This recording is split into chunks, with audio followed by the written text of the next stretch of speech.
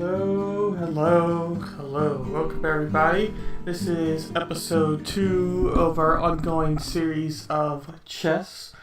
So we're going to be doing a few chess streams. Of course we're going to be doing a few chess streams, but we're going to be going over a few topics for today's video.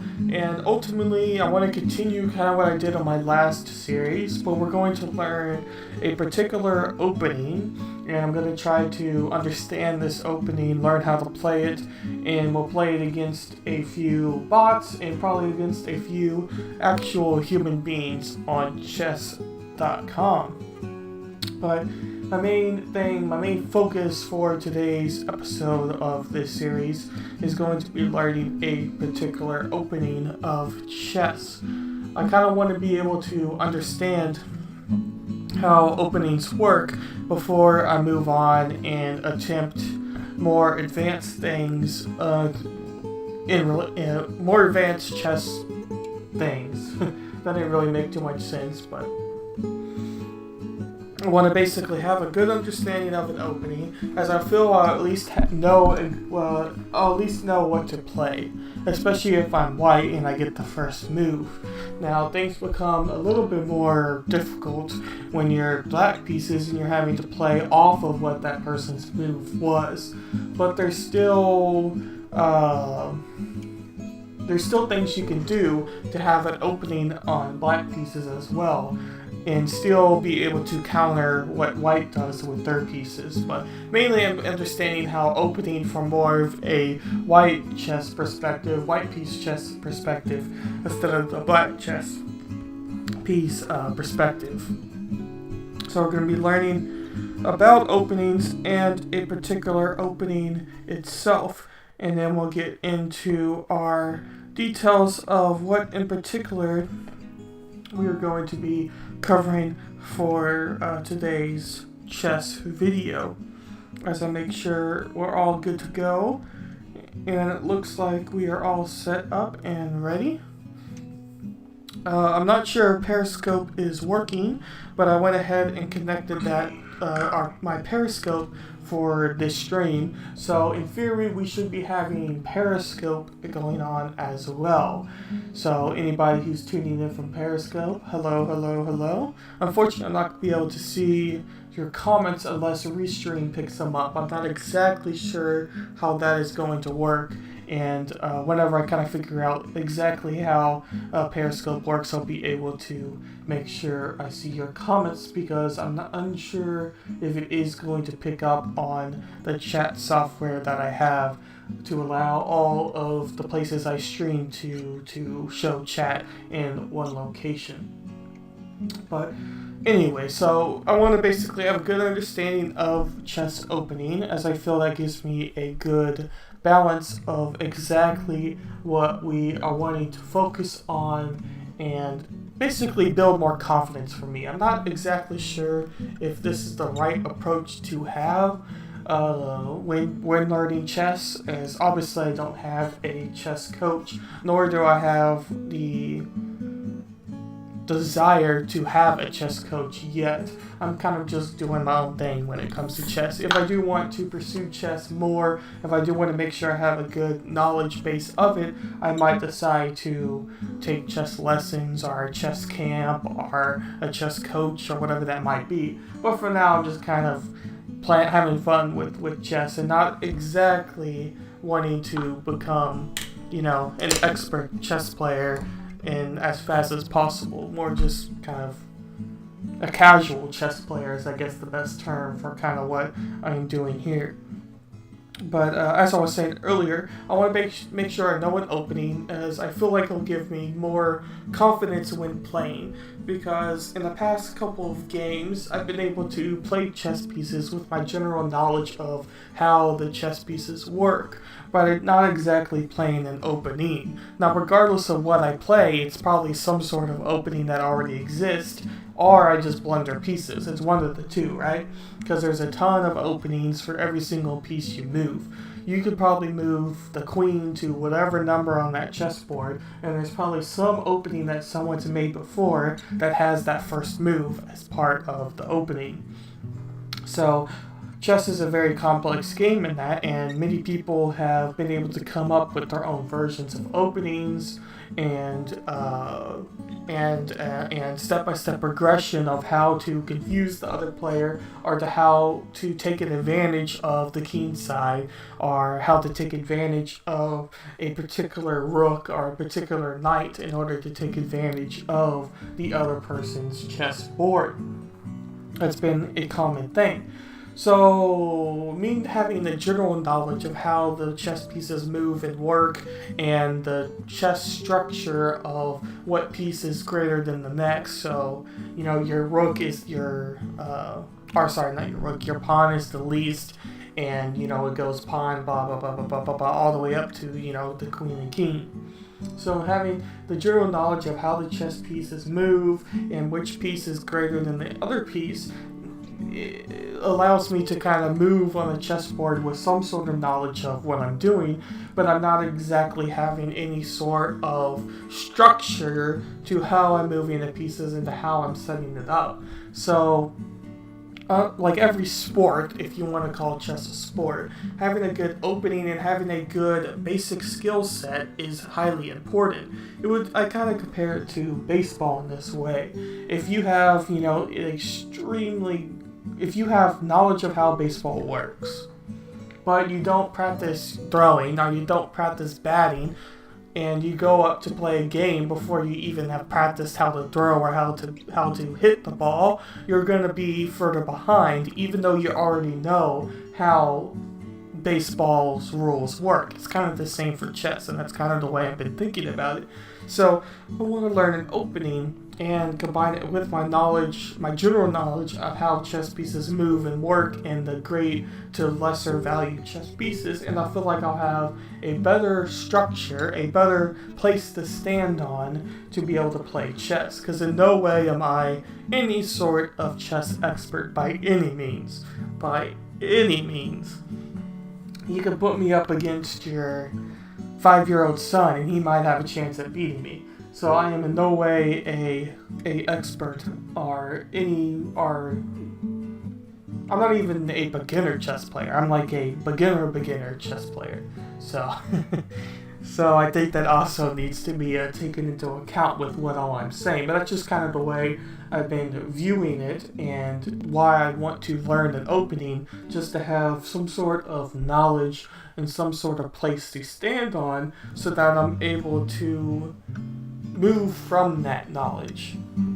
So blah blah blah blah blah blah blah blah. The first chess thing I want to learn, the first opening I have looked through, and I spent this first episode of this series talking over a few different types of openings, and we spent about 30-40 minutes on a video about the Rey Lopez, or however some people say it. Excuse me. We spent about 30 minutes on a video of how to open with that opening.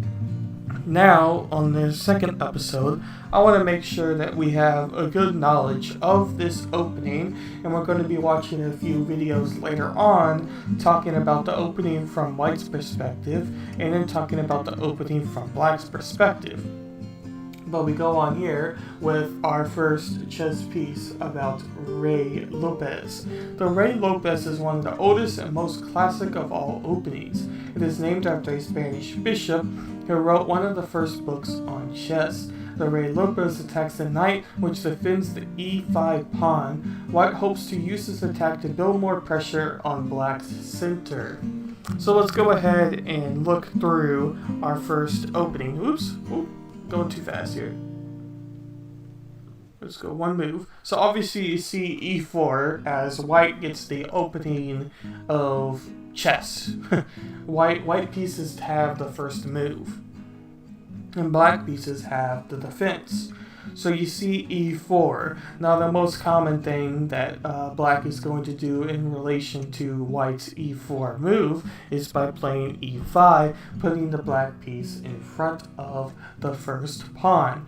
When I have played chess and have done e4 as my White pawn, I've noticed that most of the time people end up using that as their first move because it just makes the most sense. I mean, you can do other things, of course, but it's not exactly the main focus per se of how the majority of people play chess, even at a much higher level of chess and much higher point level in chess. Our next move is the knight. The Rey Lopez, from my understanding, is getting out your pawn, your knight, and then your bishop. So you're getting out a very strong attack. There's definitely more attack openings out there. The Rey Lopez isn't necessarily known as a super aggressive opening, but it gets out some it gets out some high chess pieces out there right away so that you're able to build the middle of the board and able to build your attacking and able to build a perspective to base off your other moves from. So long story short, the knight then plays over there. Again, it's not the only move that you have available to do so, but this is more just the kind of the comment. The next thing is obviously the bishop, putting immediate pressure on the knight, and that's what it was mentioning up here. So now the person is stuck on what he wants to do with his knight, because if he chooses to move it downward, he then has these pawns to deal with, or potentially the other knight to deal with, depending on where he decides to move his piece. And that's where we're going to get into a few videos where these chess GMs or IMs talk about the Rey Lopez from a white and black perspective and what somebody would do with the knight in black's case and what someone would do with the bishop, but putting immediate pressure on the knight. So say he decides to move another piece, say he decides to move this pawn downward 1 or 2 spots. The bishop will then take the knight, knowing that this will then be taken after. So you would have the knight away, and then you would have the bishop away from the other side. But that is kind of the main philosophy of the Rey Lopez from that structure. So again, we're going to know here, we're going to be reading a lot of the similar type of things. I just thought I would kind of talk about it again, because once again, the main point of this opening is to put immediate pressure on black's knight. Because once again, we are approaching this from a white opening perspective and not a black opening perspective. So let's go on here to see what this website has to say. The Rey Lopez, also called the Spanish opening, starts as e4, e5, and f3 and c6, and then b5. The Rey Lopez is an old opening named after the bishop. He made this symmetric study of this other chess openings, which he recorded in a 150-page book. However, although it is named after him, this particular opening was known earlier. It is included in the whatever manuscript, which dates from 1490. Probably use of the Rey Lopez opening did not develop, however, until the mid-1800s. A Russian Fierro rediscovered its potential. The opening is still in active use. It is a favorite of Gary and Bobby Fischer. In it, white creates a potential pin of the D pawn. Blah, blah, blah, blah. So once again, we kind of learned more about that from this perspective. Now, this site says some other more common openings, but it's not focused on the Rey Lopez, but we are definitely going to save this site if I can speak, we are definitely going to save this site for potential future use if we decide to pursue a different opening or to learn a different opening from white or black's perspective. So our next thing is by iChess.net, where it states the Rey Lopez. It states the Rey Lopez begins with, as we know, learning and opening with a lot of food can be eaten, but the secret is with many things to break it down into bite-sized chunks. And this is from Black's perspective in a large part. Another reason why you should play the Rey Lopez chess opening with black is that it offers a multitude of variations to suit almost every taste. Going with a solid setup with black seems the most prudent because white tends to have a lasting space advantage. At the same time, choosing a solid line doesn't mean setting for a draw, and both sides in a Rey Lopez opening have the opportunity to play for a win. In the following video, and we are going to view that video now. Once we get this sucker loaded up, we are going to... It played automatically there. Alright. We are going to resize this video so that we can watch it better. Alrighty, we'll go back over here, put this sucker on full screen. Let it load up.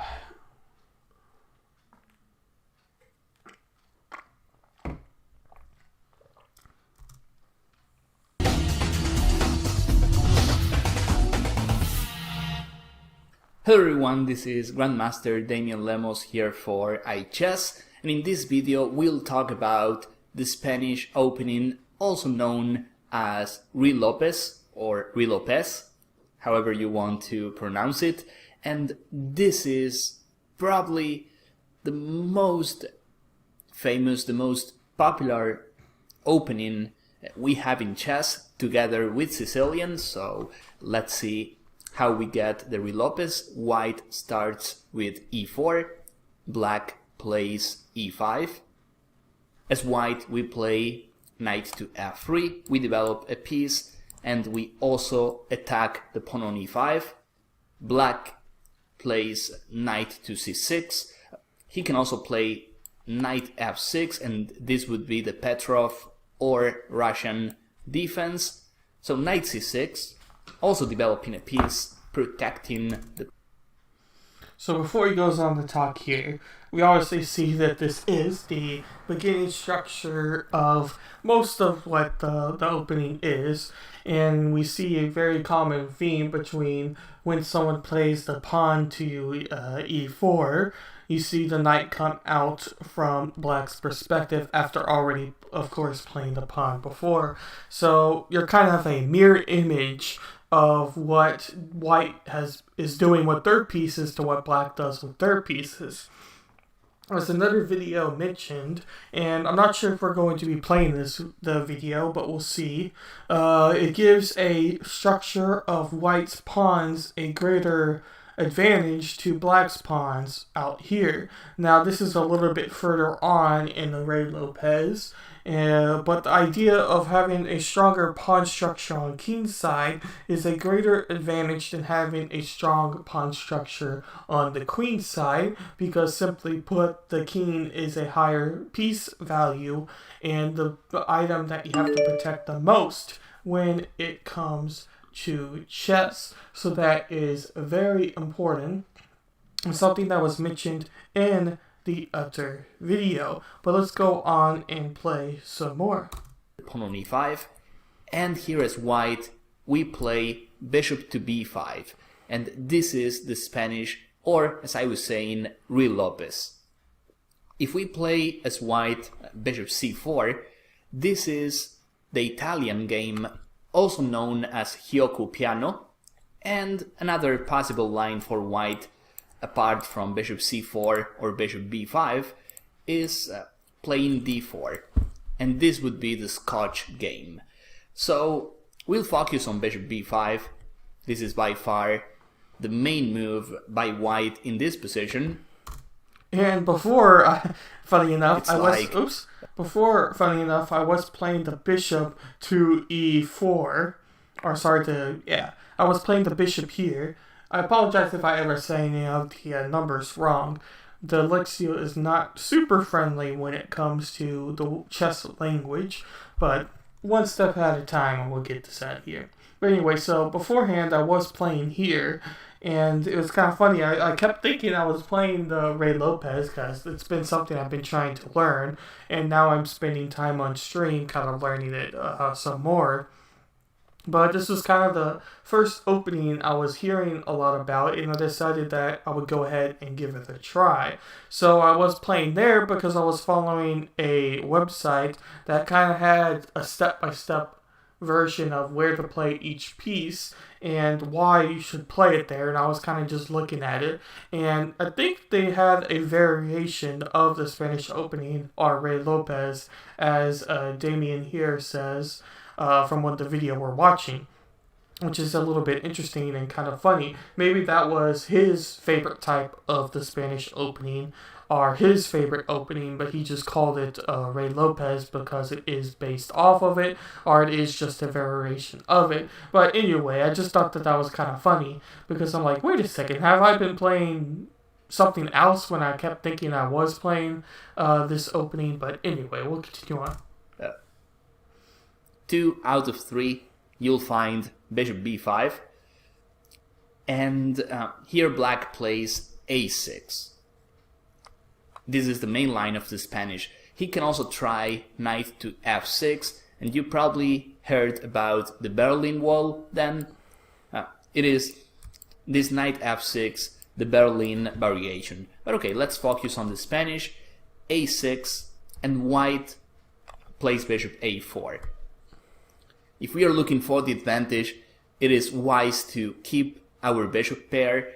We can also play bishop takes c6, this change variation. That's what I've seen the most when looking at this opening, is the bishop just goes ahead and takes the knight, and then obviously the black is going to play their pawn and take the bishop out, and I believe it's this pawn, but it could potentially be this pawn as well, as obviously pawns go in a diagonal and not straight down, so it's one of these pawns for sure. But the idea is that black is going to have a strong pawn structure on queen side, and white is going to have a strong structure on king side. And as the person was suggesting in another video, as I've already mentioned, having a stronger pawn structure on white side is greater than having a strong pawn structure on the queen side. But here black, this is playable for both sides, but white, he loses the bishop pair, and the thing is, as white we are not winning a pawn. Knight takes e5, it looks like we win a pawn, but the truth is black plays queen d4, attacking the knight on e5 and also the pawn on e4. So we have to play something like knight f3, queen takes e4, now we have to play queen e2, otherwise we lose the right to castle. So queen e2, he can take, king takes, and okay, that position is more or less equal, but black has a plus because he's got the bishop pair and he can still castle. With the king on e2, we can no longer castle, and as I was saying, we don't have the bishop pair. That position is open, and the bishop pair is a good weapon to have. So, as I was saying, this variation for white is playable, but we don't have to play knight takes e5 here. I'm going to go back here. Let's watch that exchange again.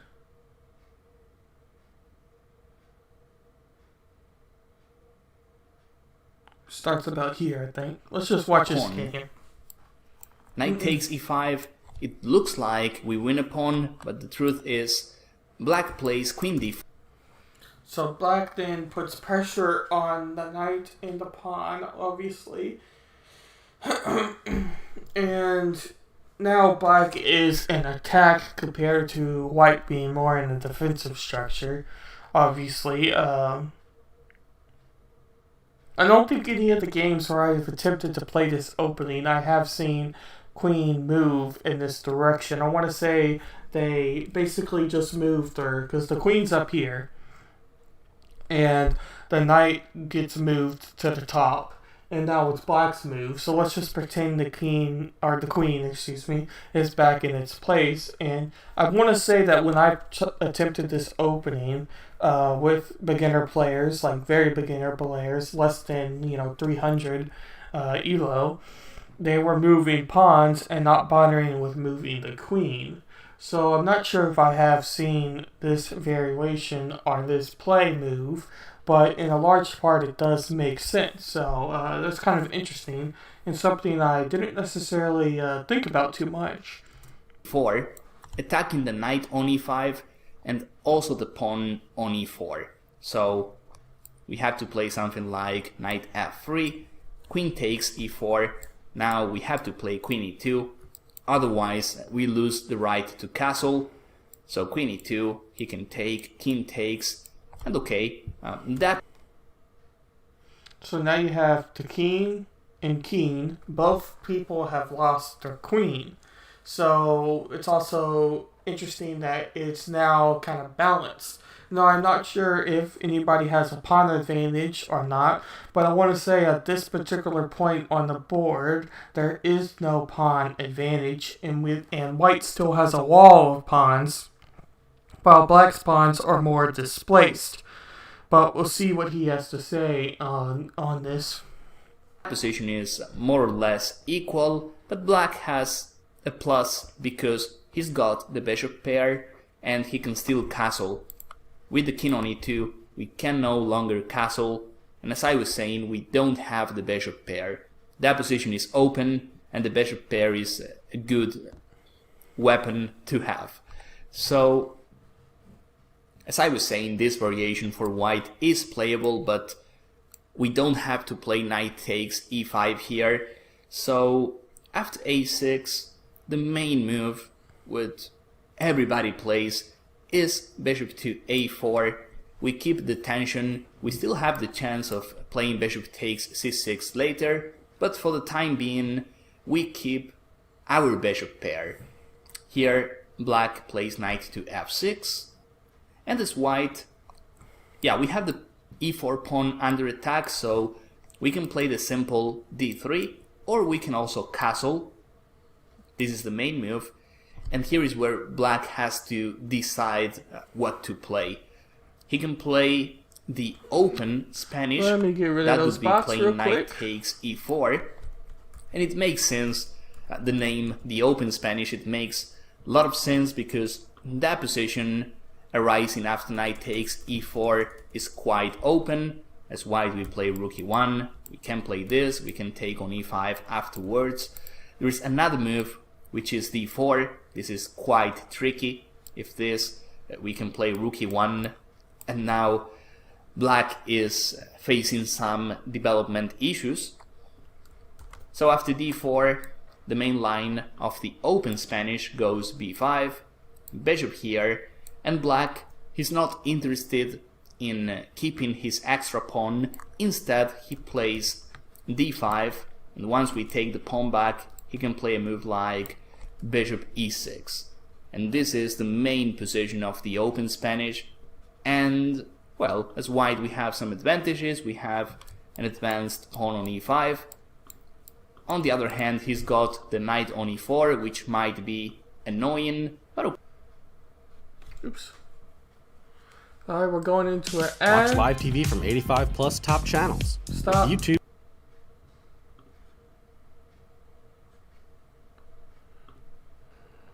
TV. Try it free.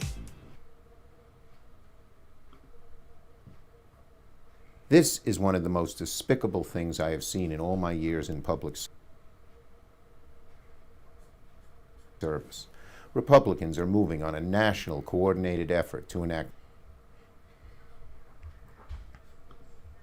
Sorry about that. Looks like we're having a little bit of some Wi-Fi issues in my house as well. We have experienced a little bit of Wi-Fi issues here in the past, so I'm just going to let this video load. I'm just going to let this video load a little bit, and then we'll get on to moving. But I'm going to see if I can't ban. Oh, sorry about that. I'm going to see if we can try to ban these people before we move on here. So I'll let this video load up.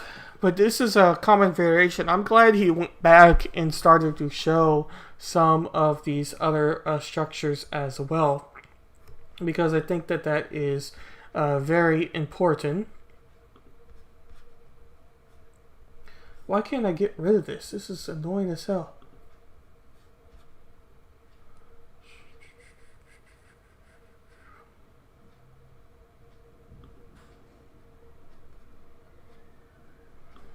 Okay, we're looking good there.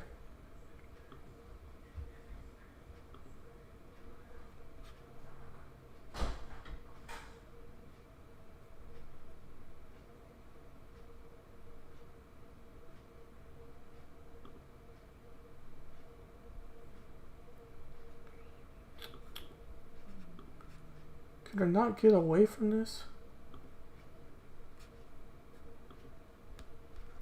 Let's just see what happens here.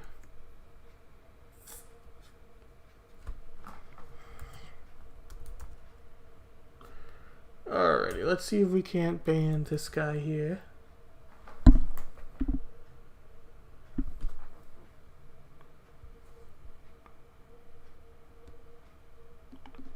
Alright, it's alright. It's okay. It's alright. We'll just have to view chat like this. That's okay. We're good. Alright, let's see if we can't play this video again. Sorry about that. Where are you? There you go. Alrighty. Okay. Buying individual chess courses to add to Holy your collection smokes. can get expensive, and waiting for the course or video you're looking for to go on % on all items. Our lineup of presenters review of every single One of the benefits we can't possibly inside castle, the open Spanish with knight takes e4. Another move is bishop e7, and this is the main move actually. Bishop e7, black keeps playing safe moves. He's preparing to castle kingside, and as white we play rook e1. So here we have to pay attention, because after bishop e7 we can still consider taking on c6. It's like in this line both e4 and e5 are hanging, so we have to be aware of these possibilities. If we take on c6, he takes, and now after knight takes e5, well, he just takes on e4, and again we are just trading pawns. And we are also losing our bishop pair. The moment we take on c6, we lose our bishop pair, and this is usually favoring black, because that position is open and he's got bishops. So we usually play this if we win the pawn on e5. If we are just trading pawns, then we are not taking on c6. That is like my personal rule for these positions. So let's see the move order again. I know we have a lot of information so far. So bishop a4, knight f6. Here we can play d3, or we can castle. Bishop to e7, and here white plays rook to e1. And when we play rook e1, we are protecting the pawn on e4, and that means bishop takes c6. That's a good move. That's a good move. Yeah, I did not see that. I did not see that one. That makes a lot of sense, actually. That makes a lot of sense. Because if you take that, the bishop will then get the knight, and then the pawn will get the bishop. But if the knight on black side decides to take the pawn, if the knight followed by, if the knight decides to take the pawn, then if the knight decides to take the pawn, you got the you got this to take the knight. But if he moves elsewhere, let's say a pawn to here, that would be the next smartest move, I would think. No, you can't do that. Nope. That'd be a terrible move.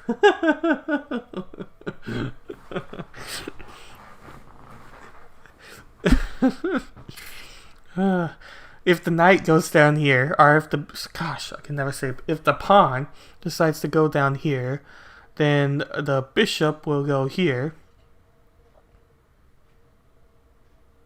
Actually, that may not be entirely a bad move, because then you would have this pawn to trade off here, and this pawn will be down here. Okay, let's think about this. If he goes here, boom, You move here.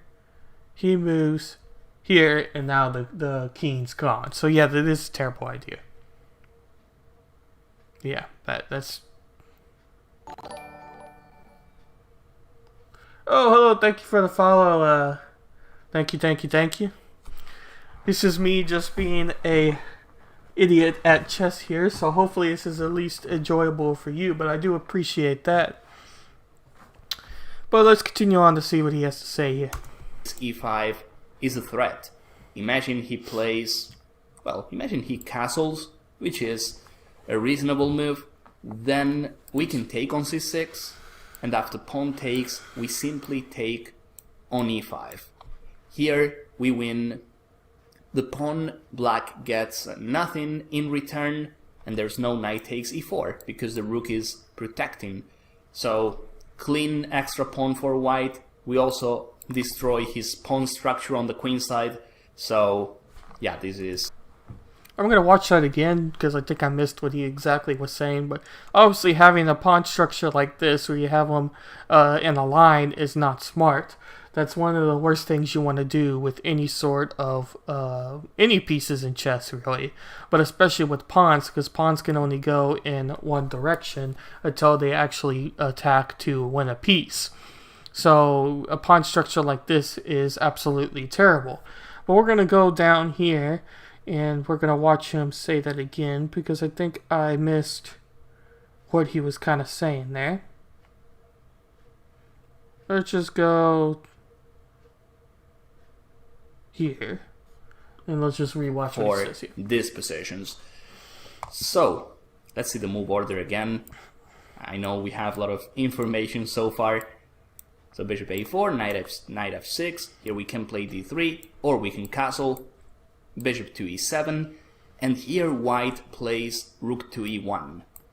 And when we play rook e1, we are protecting the pawn on e4, and that means bishop takes c6, followed by knight takes e5 is a threat. Imagine he plays, imagine he castles, which is a reasonable move. Then I gotta be honest, I still don't really understand castling. And it's a very important part of chess, obviously, and a lot of people tend to fall in love with castling once they actually know how to do it, or know the benefits of it, or just know simply how to do it. It's kind of something that's a little bit almost like cliche, but gives you a huge opportunity if you know how to check in the right way. So that is very important. But I still don't entirely know the advantages to castling, or when to do castling, or exactly why castling is important, or when you can do it. All of those sort of questions when it relates to castling. It is something I need to learn more about, and potentially we could even do a little bit of our next episode, or maybe even all of our episode on castling, so that I can understand that as well. But if anybody watching now or who plays chess or can help me out with why castling is such an advantage, I would love to know your thoughts on that one as well, because I'm still not entirely sure of the advantages to castling.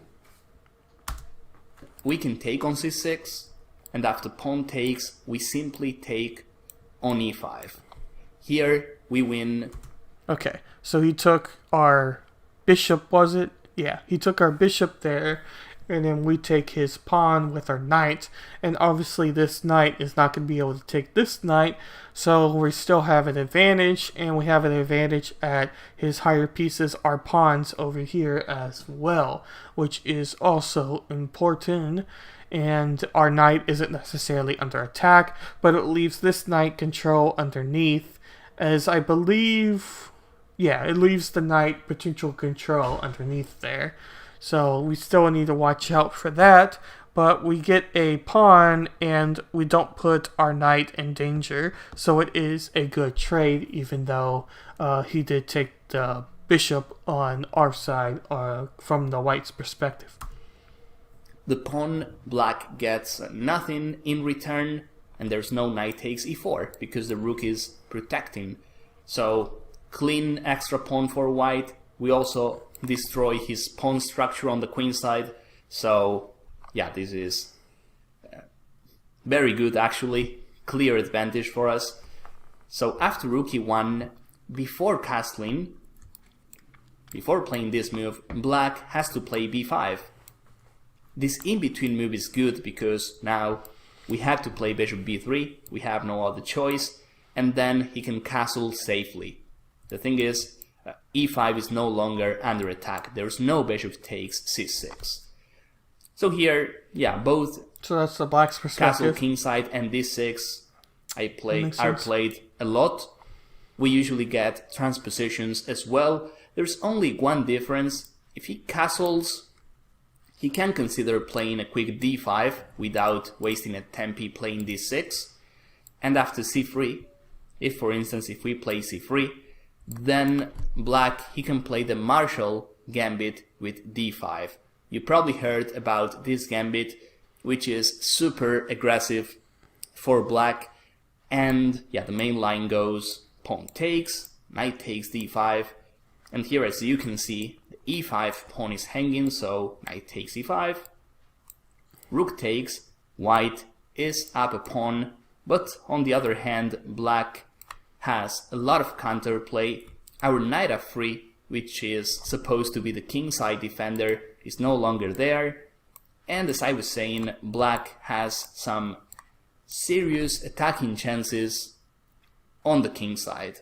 I like playing these variations as black because you're down a pawn but you have initiative, and that in practice that is what really matters.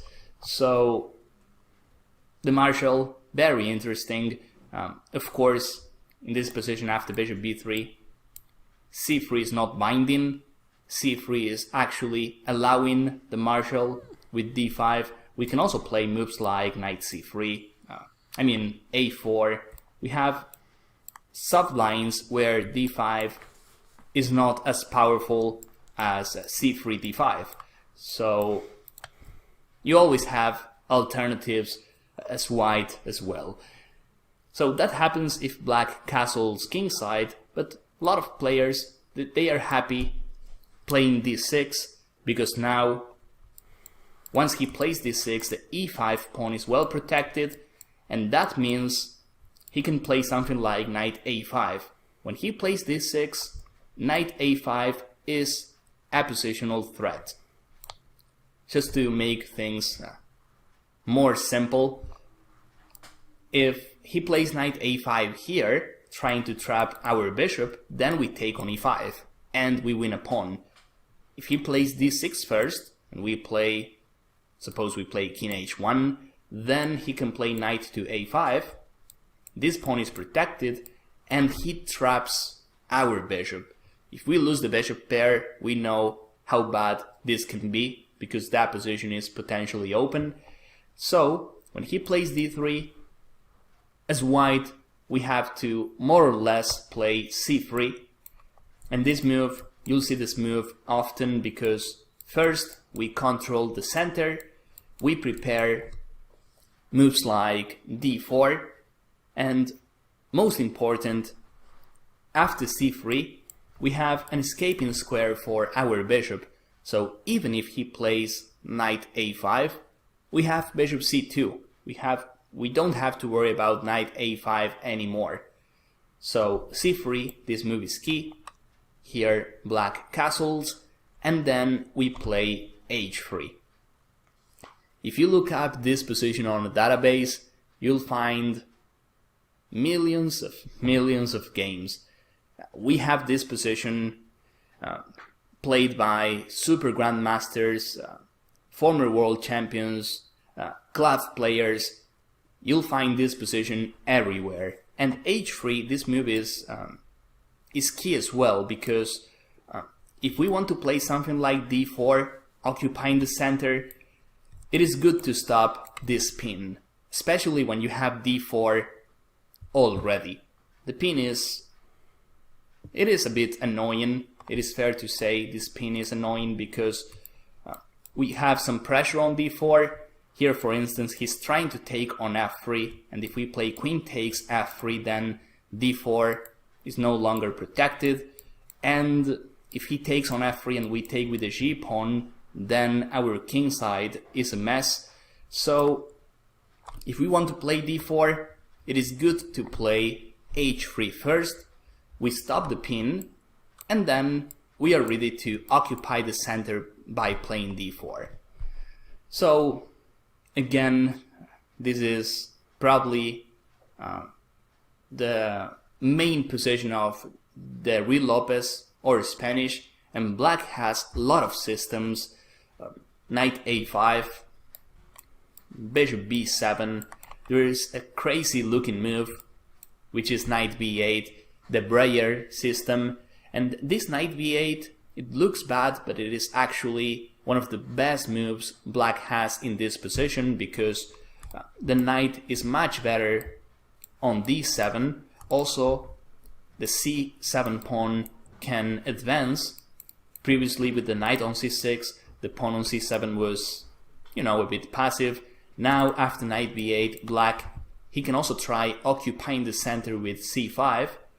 So this knight b8, the Breyer system, I've played this myself as black with good results, but the very, very main move here is knight a5, because he wins a tempi, he's attacking our bishop on b3, and unless we want to lose the bishop pair, we have to play bishop c2. We have no other choice. And after bishop c2, black, who's won a tempi, it's his turn again, he can play c5. So in two moves, well, he moved the knight to the corner, that's not special, but he managed to play c5. And he more or less has some space in the center. So after c5, as white, we need to continue our development. And this is not theory, this is something you learn by playing the Spanish and by analyzing Spanish games. You can play d4, or you can simply play d3. This is not about the moves, it's about the plan. It's not about memorizing theory, it's about understanding how that position works. So, suppose you play d4, suppose you play d3. The thing is, we have to know the plan, and that's why I prefer d3, because we are not opening that position yet, we are not required to know tons of theory. After d3, all we need to do is know the plans. And the thing is, after d3, we can still play d4 in the future, but we are ready to get our pieces out. And in this line, white attacks on the king side. Once you know the plan, you'll realize why rook e1 was a good move, why c3, bishop c2 was a good maneuver. You'll see that everything works. And after d3, our plan is simple. We want to drive this knight to the king side. Knight bd2, knight f1, and then we can see maybe knight here, or maybe the knight goes to h2, but that is the main plan in this variation. We need the knight on the king side, because we want to attack there.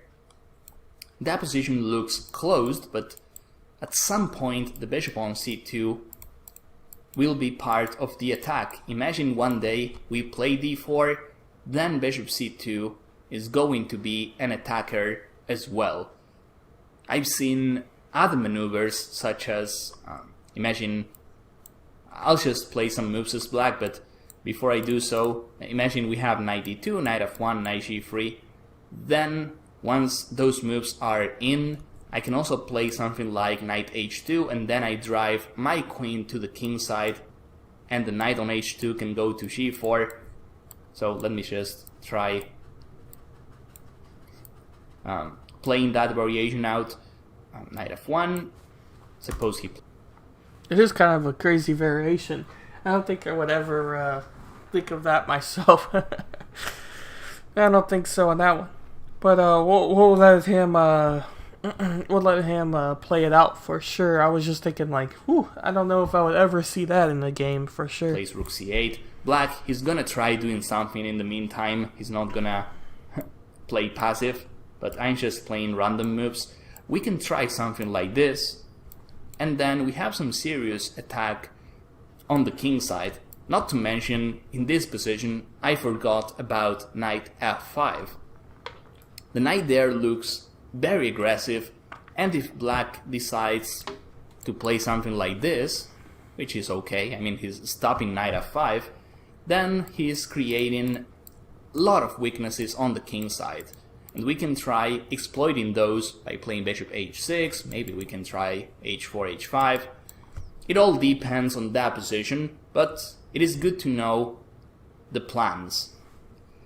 So I think when we play the Spanish, if you know this plan, you'll have a good middle game already. Even in this position after bishop e7, I set rook e1, which is by far the main move. Imagine, as white, you don't want to allow the open Spanish with knight takes e4, well, then, instead of castling kingside, you can just play d3. You castle later, you castle afterwards. Black, well, once we play d3, by the way, we have the idea of taking plus knight takes e5. So, suppose he plays d6, now we can castle. At the end of the day, we'll have a similar position. We play c3 to make sure our bishop has an escaping square. We don't want our bishop to be trapped with b5 and knight a5. So we play the setup we already know. We play with h3. We can even get a similar position. Suppose we play bishop here, knight a5, bishop here, c5. It is actually the same position and we used another move order. But the plan remains the same. And that is the chess I'm looking for. Relying on ideas and not on memorizing endless variations. If you understand what's going on, it's much easier to play. So coming back to the main line of the Spanish, castle, bishop e7, rook e1, b5, bishop b3, d6, c3. Remember h3 because we want to stop this spin. So knight a5, bishop c2, c5, d3. Again, we want to drive our knight to the king side and then we'll have a good attack there. In the meantime, black, he's gonna try doing something, especially on the queen side, because he's got some space advantage there. So queen c7 looks like a reasonable move. And then as white, we simply follow the plan, knight to d2. In the game we're following, black played knight c6. He can try other moves, but imagine he plays b4. Well, this is...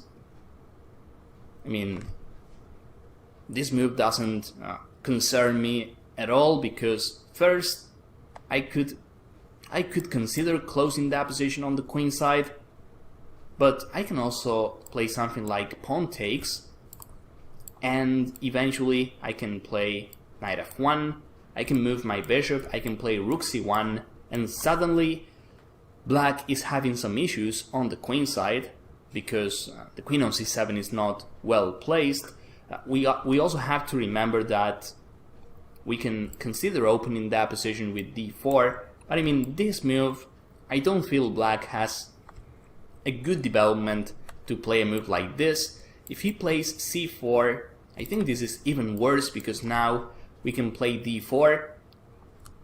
One day we can try opening this diagonal, but look at this knight. The knight is completely out of the game. When he plays c4, he's killing a potential square for his knight. So, yeah. Basically, he cannot open the... I think I've seen this before. I'd really just kind of trade and they would move the knight away and move the knight back. It's kind of what I've seen before behind the pawns. as kind of a defensive wall. But then you're still giving that pawn a square to move and a square to take another pawn from. So by a defensive move, he's now gained 2-pawn advantage and has a better layout on white side than black side, and is looking much stronger, especially on the king side when compared to black's king side. So I have seen that before, and I may be entirely wrong with that assumption, but to me that's kind of what it looks like. So we'll continue on here. Queen side yet, and that is one of the main reasons why he plays knight c6, because the knight, he knows the knight is not doing much on the corner, and well, he's trying to improve this knight. He can try doing this, maybe knight b8, knight d7 as we saw before, or he can just leave the knight on c6. So knight f1, again, the plan as white is pretty straightforward. Black played rook to e8, and this move, when you first look at this move, you probably think it's an useless move, but if we think deeply about it, we understand black has an idea. Rook e8 is actually playing against our plan. Our plan is white, suppose he plays something else, we know it's playing knight here, possibly knight h4 and knight f5. We want to get as many pieces as possible on the f5 square, queen f3, and then our attack is quite strong. So when he plays rook e8, he's taking some prophylaxis before we execute our plan. Here we can still play knight g3, I mean that move is awesome, we have to play it, but he can consider moves like this, he can try doing g6, and then he has bishop g7, but all these moves are possible because he played rook e8, otherwise this plan wouldn't be possible for black. So rook e8, mysterious move, but he's preparing this, this and this. He's gonna weaken his king side because he has to stop knight f5, but at least he has bishop f8 and bishop g7. That is good for black. I mean, weakening the king side, but at the same time he's driving some pieces there. So he plays rook e8, white decides to play this move, and in this game black decides to play d5. And I think this move, I mean the move is not losing, but he's opening that position too much. So again, black's got a good pawn wall and still has a much stronger queen side when compared to white's queen side. But as I've said already, white has a much stronger defense / attack on the king side. The only question I ultimately have here with the double knights there is the practicality of that. Does having double knights make a strong attack / strong defense? I would think it would be more of a strong attack than, say, a strong defense when compared to, say, having a knight and 2 pawns, or a knight and a bishop, or a knight and a rook, or whatever the case may ultimately be. The 2 knights are very interesting to me, and I'm not really sure if that makes for the strongest outcome for the king side and what you would want to do when playing with chess. So once again, if everybody's out there listening now or later, I'll be interested to know the advantage or maybe disadvantage of having the 2 knights next to each other like we see in this picture here. Because what Mr. Damien has been saying here is that those 2 knights lead to a strong offensive attack and for potential for white. And I do think that that probably is the case here when viewing it, because knights are very good attacking in multiple directions and have great potential at avoiding getting attacked themselves. But at the same time, I think you need to be very careful in where you want to have your pieces, and if two knights next to each other leads to the best potential in attacking, or in other words like that. But basically, long story short, I'm curious to know the advantage and disadvantage of having the two knights next to each other like we see in this image here. And he doesn't have a great development, so I mean, if he had more pieces in, and it is tough to say a move for black, because if he plays this move, then the bishop is no longer guarding f5. I can simply play this. If he plays bishop e6, well, he has to deal with moves like knight g5, and black, trust me, he doesn't want to lose the bishop pair either. So maybe bishop d7. This move is still guarding f5. Now knight. So he keeps mentioning the bishop pair. So that's another question that I'm kind of thinking about here. He keeps talking about that you don't want to lose the bishop pair. The bishop pair is strong. You need to make moves to optimize your bishop pair.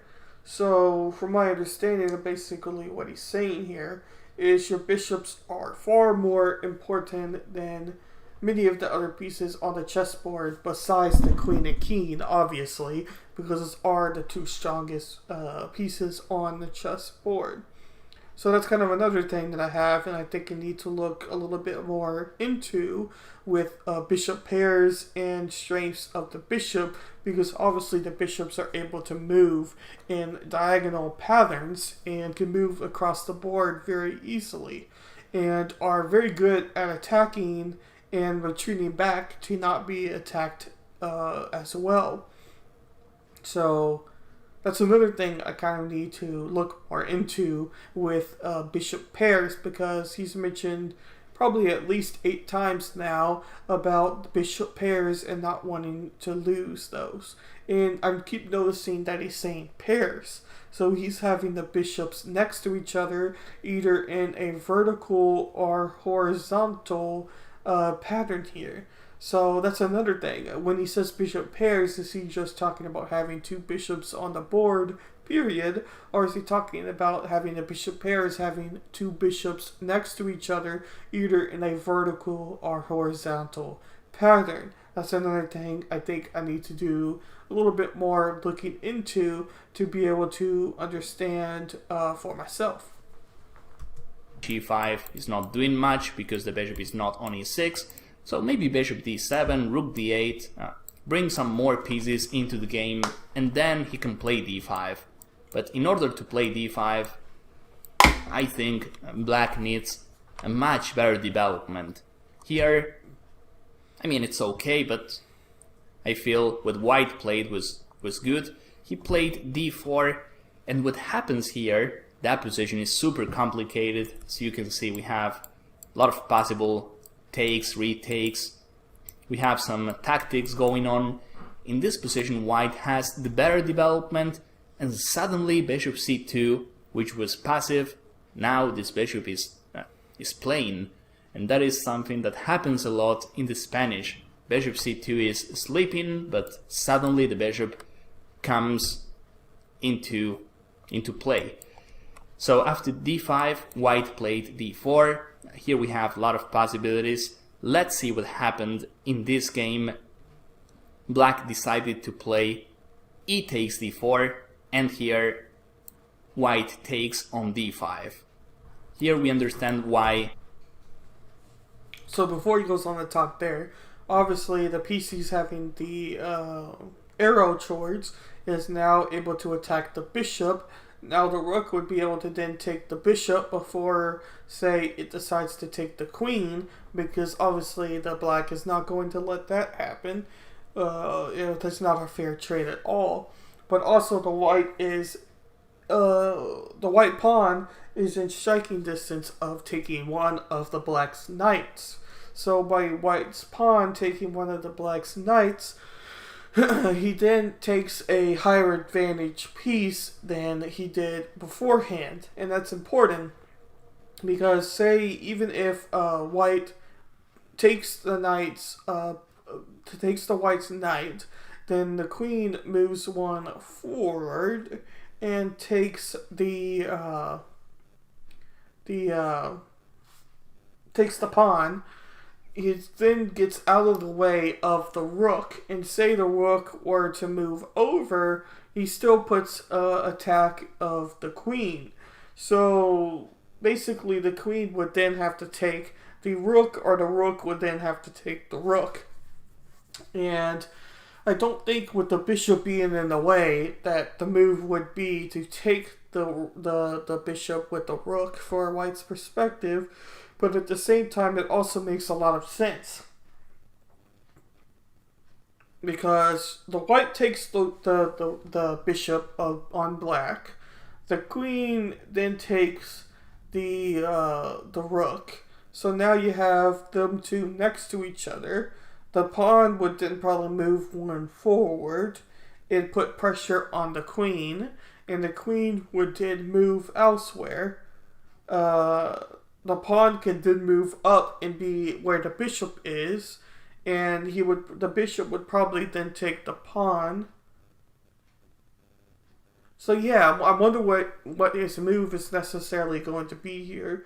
But the way the arrow is pointing is putting pressure from the right's rook to the black's bishop in a straight vertical pattern there, hence the arrow.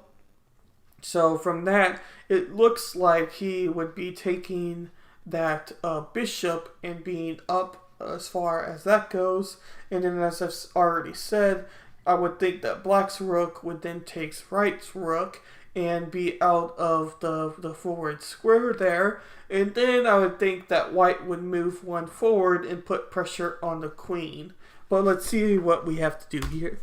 Black's d5 was dubious. That position opens, and his rook on e8 is a bit weak. It is actually unprotected. If knight f6 leaves the f6 square, then rook e8 is no longer protected. And this diagonal looks very good for us, and in a flash white got a decisive attack. This move, I like it. Hitting f7, hitting h7, we are basically all in on the king side, and his rook is unprotected. In this position he would love playing a move like bishop takes knight, but then we take on e8. So he plays knight to f6, bringing the knight back to defense, and then the simple knight to h5. What a crashing attack by white, removing the only defender, the only kingside defender, and in the meantime we have h7 as a target.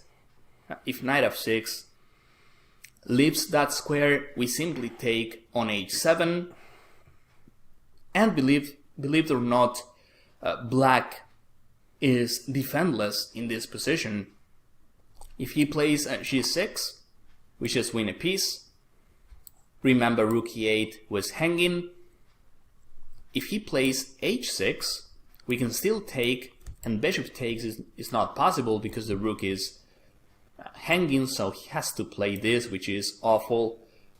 Even if we move the knight back to f3 or e4, his king is unprotected, and even a move like this is likely to be working. Look at our bishops. Look at queen h5 check. This is what can happen in the Spanish when black plays it wrong.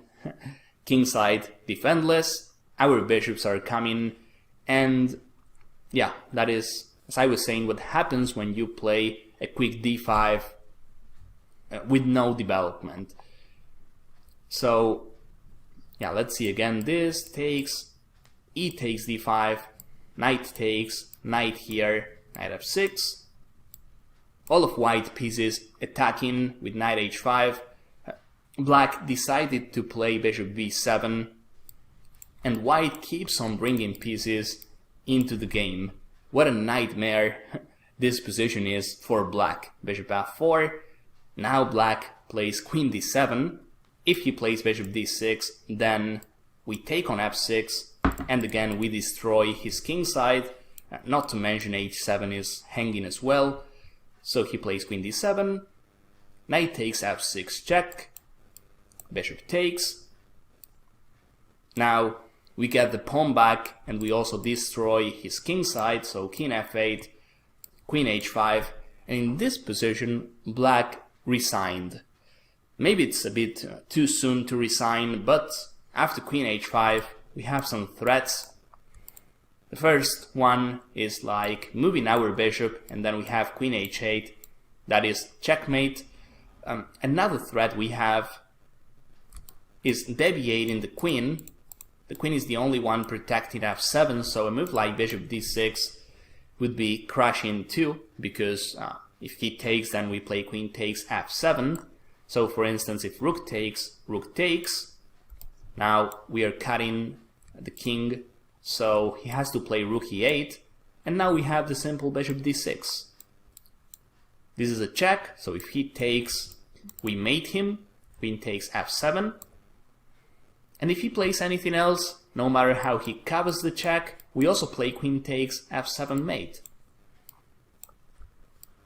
So, I mean, of course this is game over. Even after queen e7, here we can win the queen, but it is much easier to play this.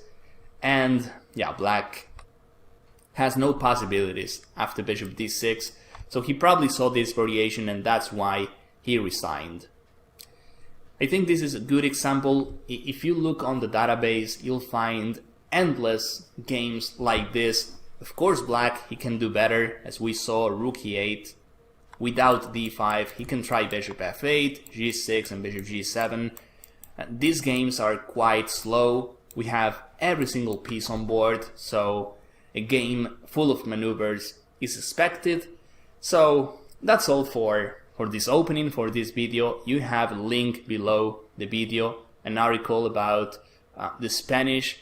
So I hope you found this useful. I hope you could learn something. And of course, I want to see you guys in my next videos.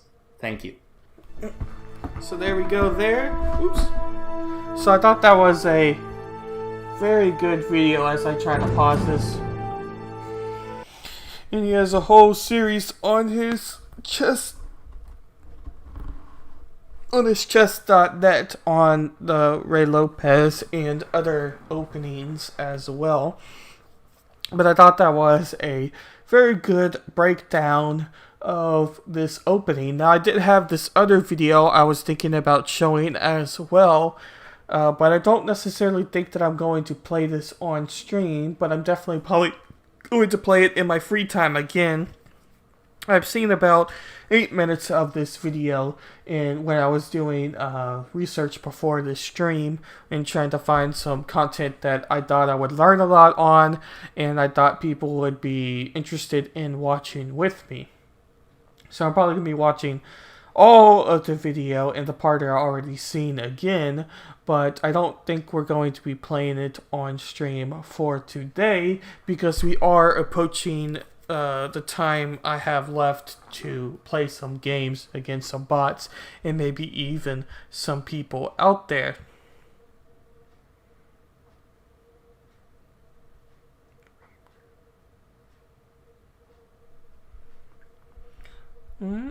So I think we'll go ahead and go against some bots here. So let me pull up my chess.com account and we can go against our computer where we are going to practice the Rey Lopez opening we have already been participating in. Yesterday I did have a relatively good game. I was pretty happy with what I did yesterday. I played at about a 70% accuracy, which I thought was pretty good. I thought that was pretty good, playing at 70% accuracy. But that was against somebody who made quite a bit mistakes.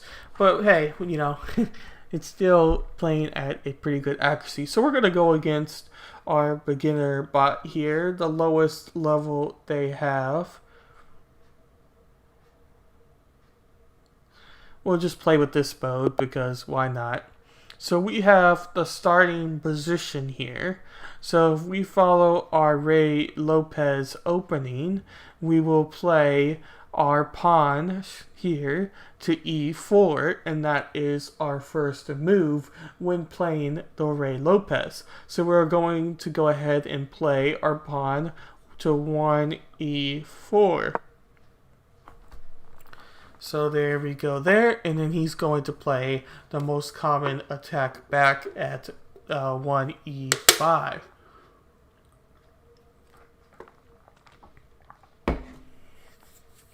So our next structure we're going to do is we're going to move our knight to f3 and get it in front of our structure there.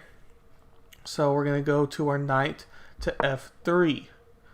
And now he's going to play that structure there, which is actually very unique, because usually I don't think that that is what is normally played in response to moving the knight.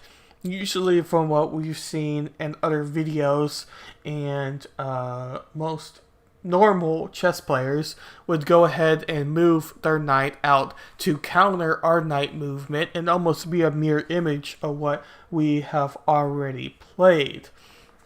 But we're going to go ahead and move that. So now our next structure here is moving our bishop to 1b5. So that would put pressure on the knight.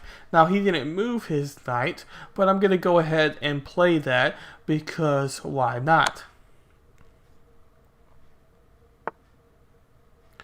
So now he moves his pawns back, and he has to think on what he necessarily wants to do, as we have our opening here. Now with my knight, I can go ahead and play my knight and get the pawn, but that's not exactly what I necessarily want to do, because then that puts his pawn in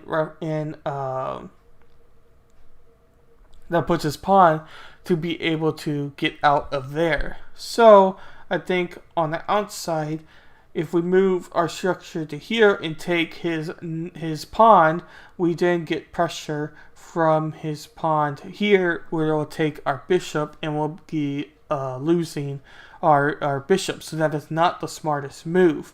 So I think I'm going to go ahead and play this back here. So boom, he puts pressure on this. We could go ahead and take this, of course, or we could go down here, and then he wouldn't be able to necessarily attack. So I think I'm going to go ahead and play one down, and we're going to just go ahead and avoid that.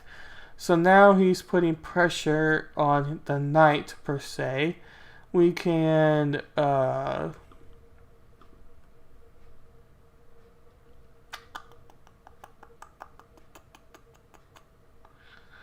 taking the pawn. I don't necessarily want to take the pawn. We got here, we still got our attacking structure. Right here, takes this, then we're just down one.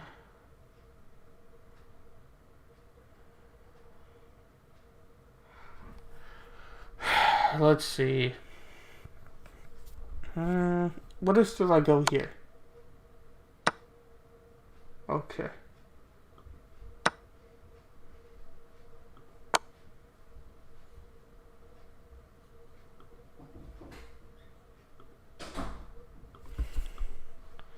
Oops. Okay, that wasn't the smartest. That was not the smartest. Okay, yep, that wasn't the smartest. Alrighty, let's see here.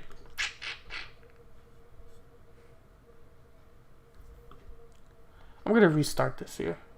Start this.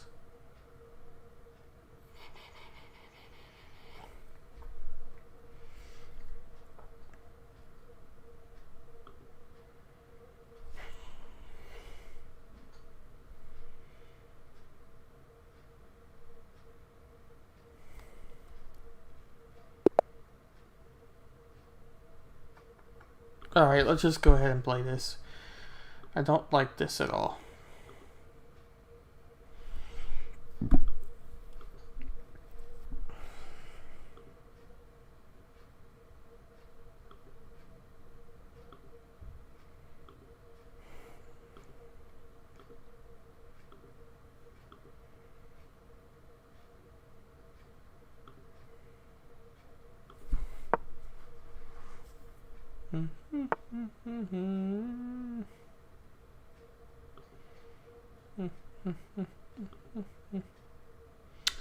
Move this there.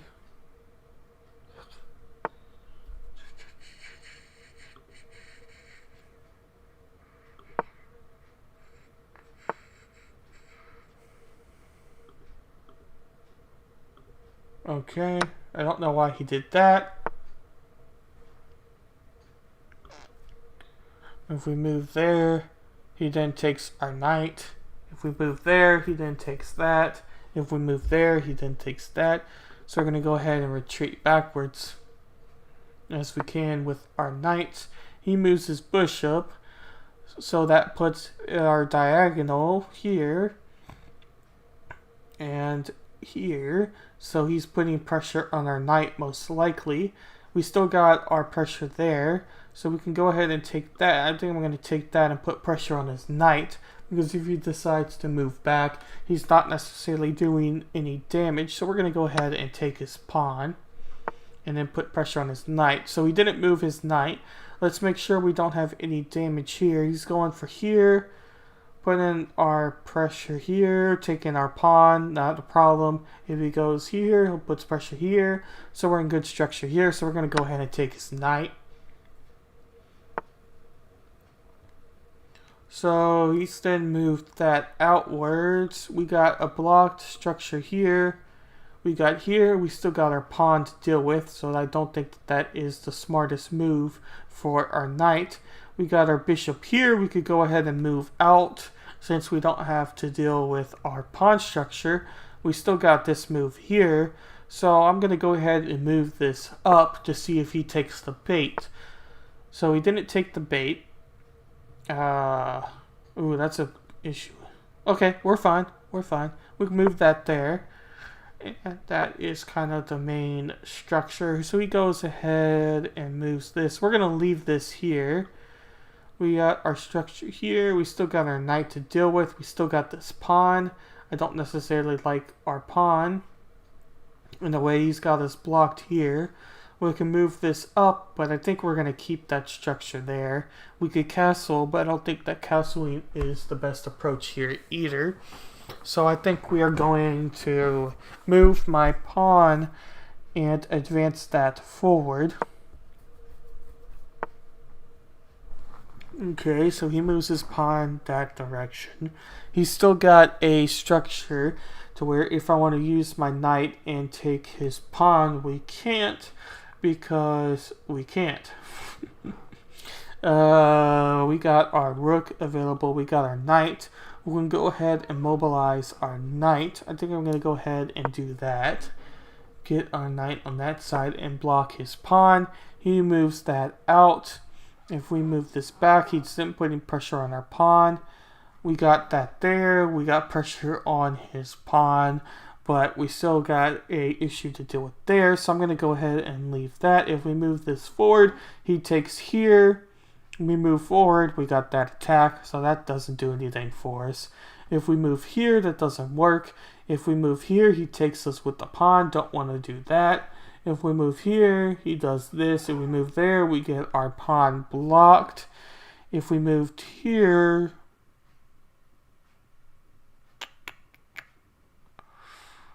we can move here. If we move here, and then we move this forward, he takes here. We move forward, he takes here. Then he's got pressure on here. So we don't necessarily want to do that. So I'm going to leave that there. Pressure here.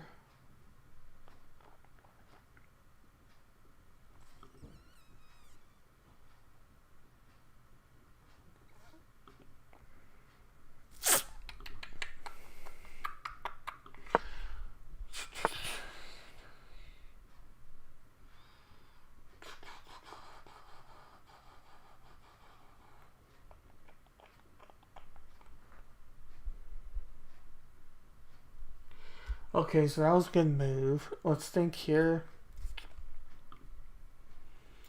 still good pressure, but we still got a knight problem to deal with. If we move here, we're in the way of the king.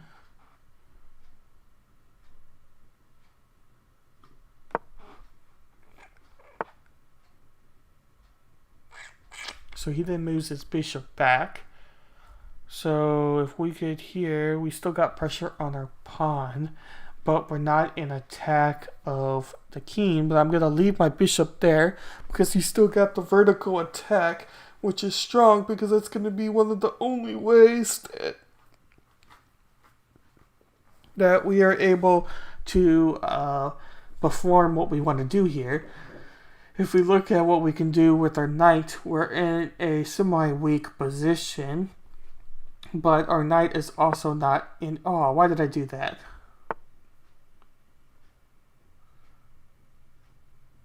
Well, it was a good move. I'm not sure why, but it was a good move.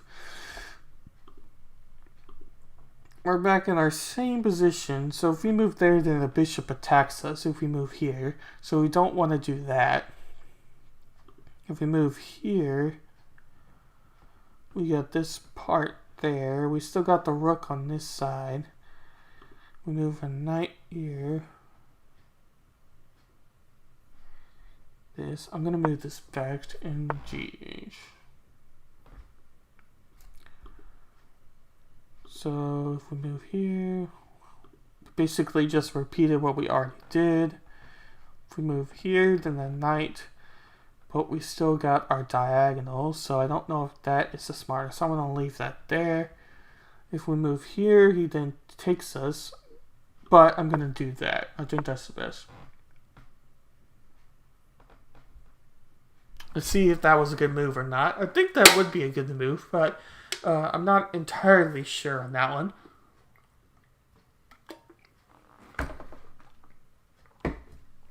As we wait for it. Okay, it does say that that was a good move. F4 was excellent. B6 is best. So we had a better move, but that's not necessarily a bad move. But I'll take that. I'll take that as a second best is much better than others. If we go here, he's got the diagonal here, but we don't have pressure there. Pressure here. He's got the double bishop. We don't necessarily want that double bishop. If he moves here, he then just takes our pawn. So we can go ahead and trade the pawn necessarily, but it's not really going to do anything for us. I'm going to go here.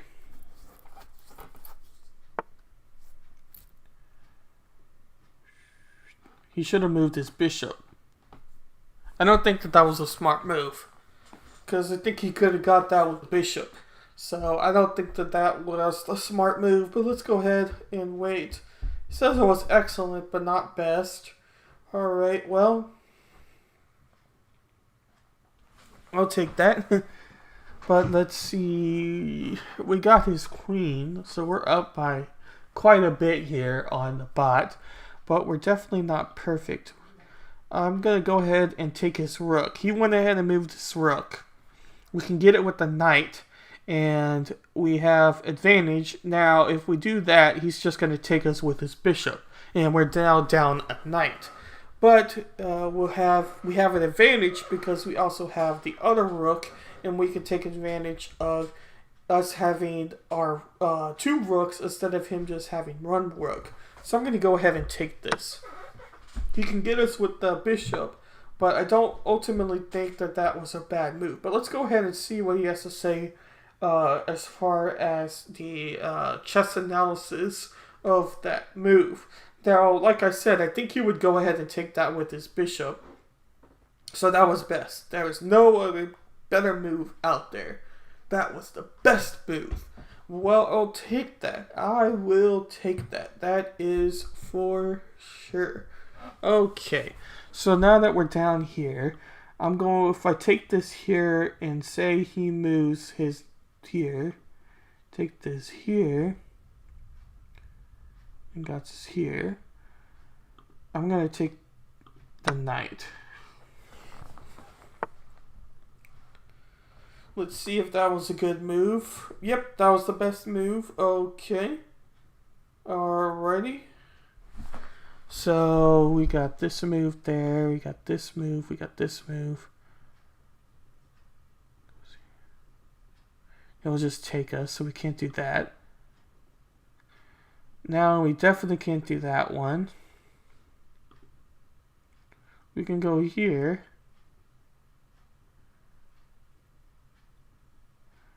Over here, we can go there.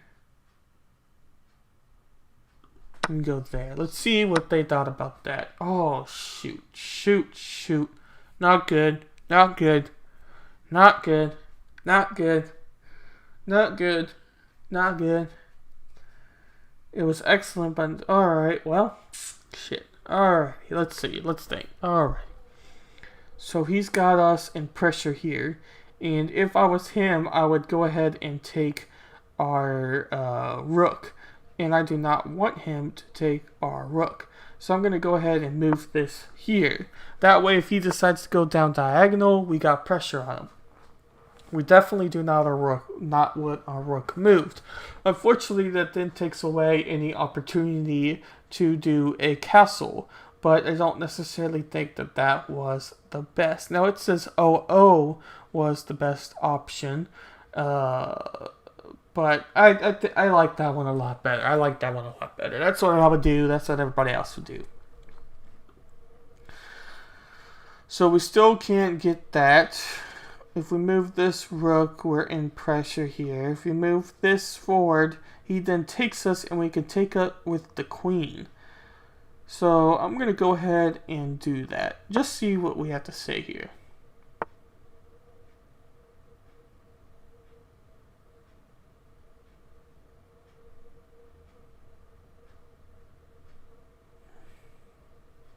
I don't know why he would do that. That doesn't make sense to me. Why would you not want to take the knight here? Why would you not want to take the pawn? Why would you not want to take the pawn? That doesn't make any sense. Or am I just being dumb here? Probably a little bit of both, to be honest. There's probably better moves out there. The move probably wasn't entirely wrong, because just trading a pawn for a pawn isn't exactly get you anywhere. You just gain a pawn. In this case, I don't think you would lose a pawn, so that's important. Gaining pawns is important, especially because pawns can be turned into higher chess piece values. So it's important to make sure that you don't allow anybody to do that against you. But at the same time, I don't ultimately think that that was the best move for him to do. So that is rather confusing to me just a little bit. But we're going to go ahead and do this. I think he was just going for my rook, which isn't necessarily a bad idea, but I'm going to go ahead and wait. Okay, so that was the best move. Okay, so we got our 3 pawns here, and we got our 3 pawns here. We got this here. We got our bishop that can only go in this direction. We got this that could put pressure. We got this to put pressure, but if he takes here, we're just next, so that doesn't really do anything for us. If we take this, he'll go ahead and take this, and we won't really necessarily be an advantage. If we take this, we have pressure from here, and we don't have anything to counter. But we are just taking a pawn for a pawn. If we go for here, he goes here. We got our attack here. Actually, no, he's got an attack on our pawn. We don't have an attack on anything. And if he trades, he goes down to here.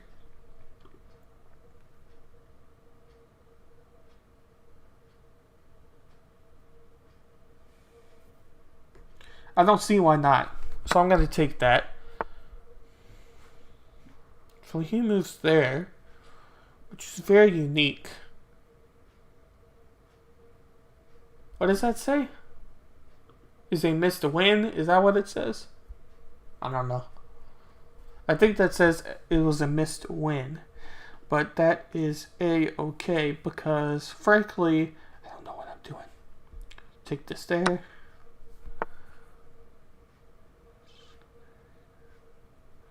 So now we have everything trapped. Let's wait to see what their analysis has to say here.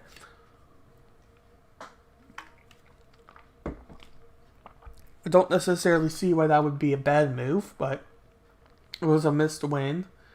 M3 was best. That was M3. That's okay. I'm not a wizard.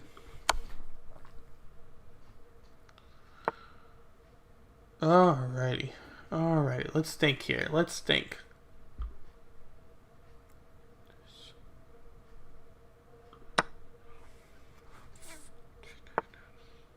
Take that there. So we got attacks, we got our pawns. Move this forward.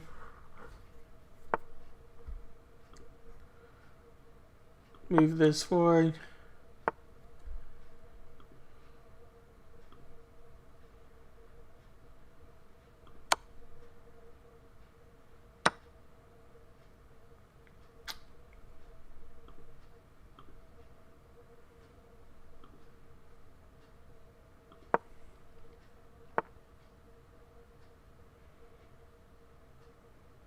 That's a good move.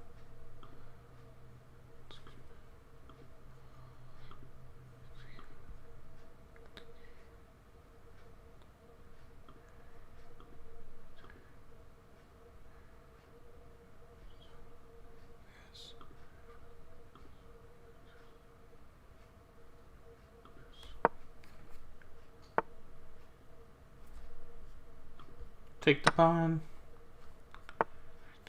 He moves back. If we move this queen, he just takes us. So that doesn't really do anything for us. But if I move here, he takes. We move, then he takes again. But if we move this forward, forward.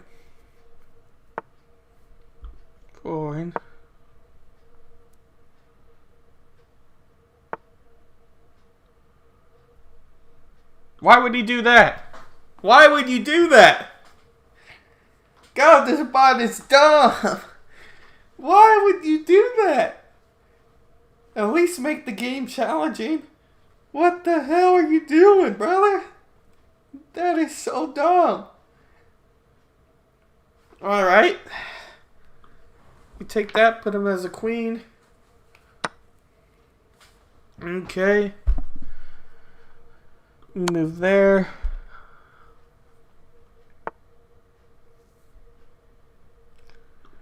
We move here. We move here.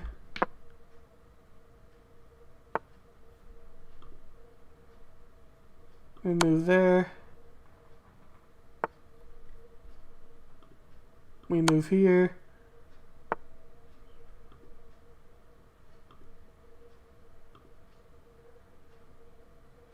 We move there.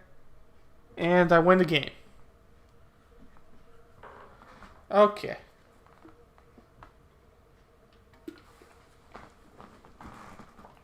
So, I at least won the game.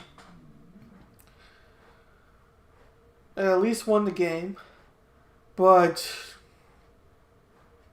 I don't really think that that was the best opportunity that my opponents could have played move-wise. Some of those moves are extremely dumb. Extremely dumb.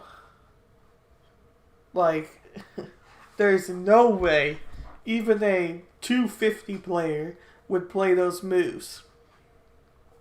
No way. Because even with your very basic understanding of how chess works at a 250 level, in fact, I'm actually lower than 250 right now because I've lost a lot of games. But knowing that is extremely... some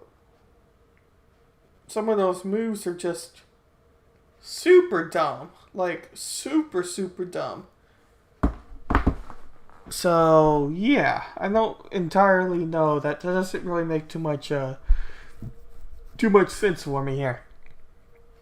But we'll go back to our home. once it loads up here, we can either play a higher rated bot, or we could play a actual chess game. I say we play an actual chess game, and hopefully we get white. If we don't get white, then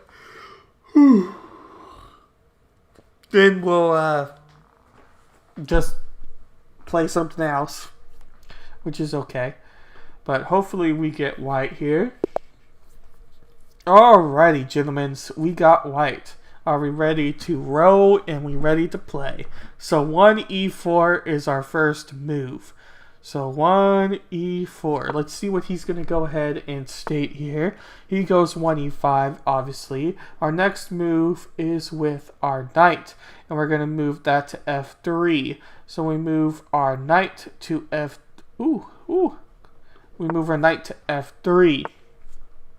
We then put immediate pressure on his knight, and he's probably going to go ahead and take that. Now, that was a very common counter method to what we saw earlier, but we are going to head and move that back to there, still putting pressure on his knight, and he doesn't have any counterbalance on our attack there. So if we go ahead and put that there, then we then have our knight and pawn structure as advantage, and we don't really ultimately want to do that either. But I forgot what he said. I'm gonna go ahead and take this. So we have two knights and pawns. Go ahead and take it. Yeah, that wasn't too smart. That wasn't too smart. Alrighty, that's okay. That's alright. Oh no.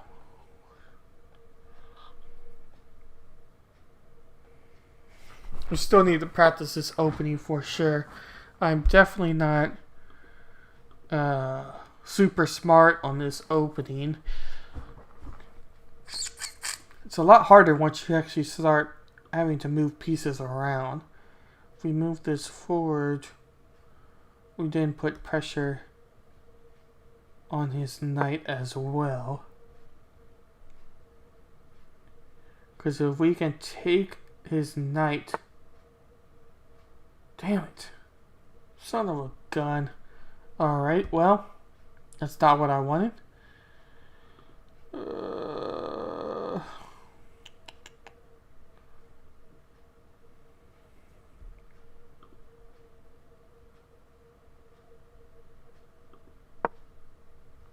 I'm going to try to get my knight on the other side.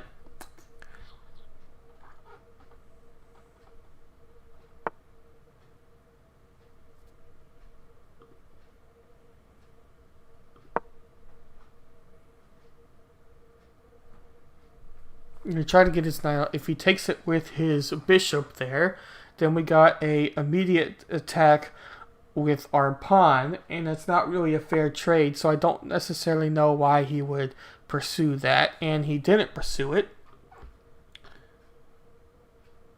So now we still got his attack on his pawn, which isn't necessarily super important for us. We can put pressure on his bishop, but he'll probably go ahead and take that. But I'm going to go ahead and put pressure on his bishop, because if he decides to take, we take it with our pawn, and we still have some significant advantage. If he decides to retreat back one square, then we can still maintain our pressure. And getting his bishop is going to be much stronger than doing anything else. Now we're down to 2 minutes, putting pressure on both of us here. So he does what I thought he was going to do in response to that, and probably what I would do as well. If we go here, we can attack us with his pawn. We got our bishop, and we can go ahead and move our bishop. If he doesn't, then we go ahead and move it up here.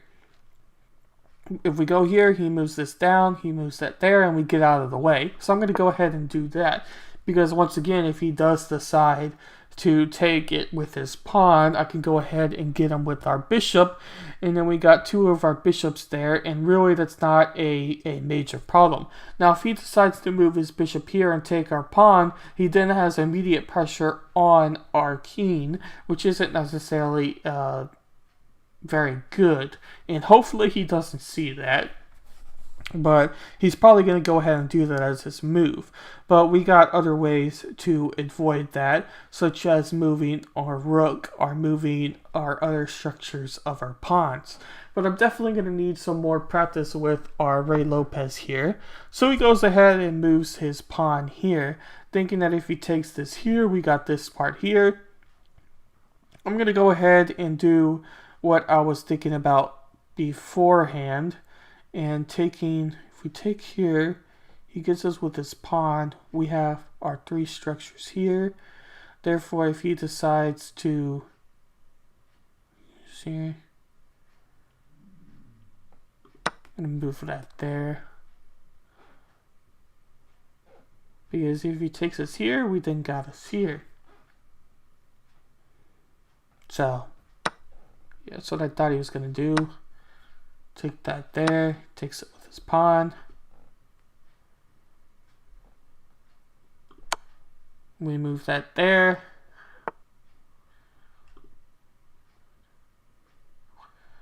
We'll get his... That's basically a bishop for a bishop. And we'll both have one bishop left. We move that there, we take his rook out. So a bishop for a bishop isn't exactly great. But I'm going to go ahead and do that. He'll get us with his queen most likely here. But he's got a very weak structures compared to what I have. So I think if we go ahead, move this. No, we got to keep that because the queen's going to come down.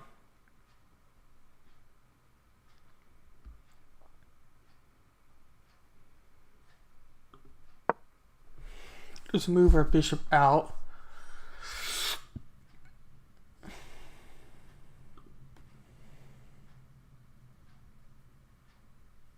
Yep. Yep.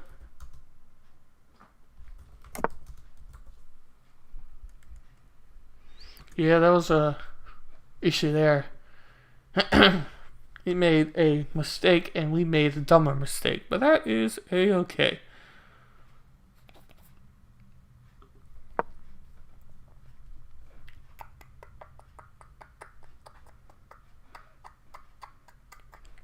I'm going for his bishop. If he moves this down here, I still don't know why he hasn't done that yet, to be honest. Maybe he just doesn't see it necessarily. He moves his... That's odd. That is very odd. Puts pressure on us. Moves this down. He's still got his double knight. I don't think we are in winning position here. Let's put it this way.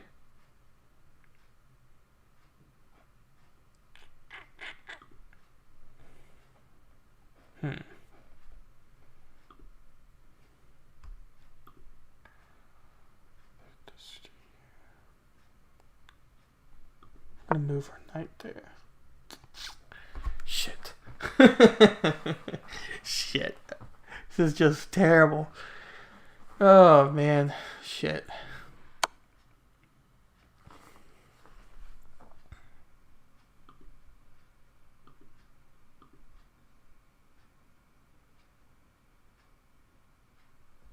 I feel like this is a trick.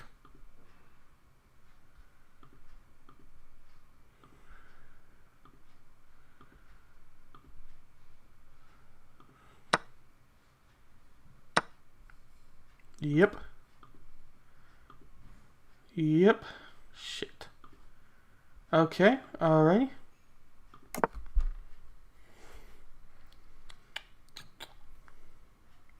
Damn it. Damn it. Alright. Shit. Alrighty. Man. I thought I was doing so good. I didn't even see that. Oh, man. Oh, man, that's terrible.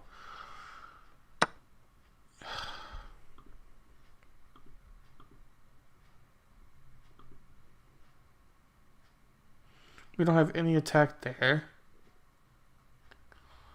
Here, just to put pressure here.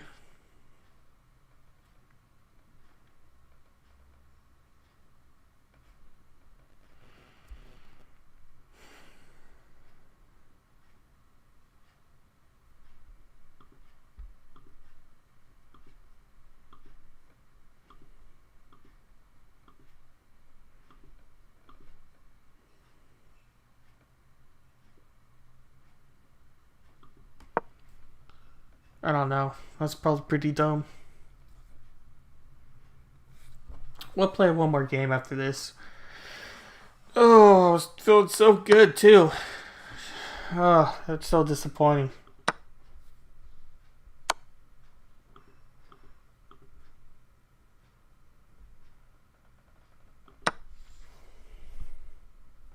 So disappointing.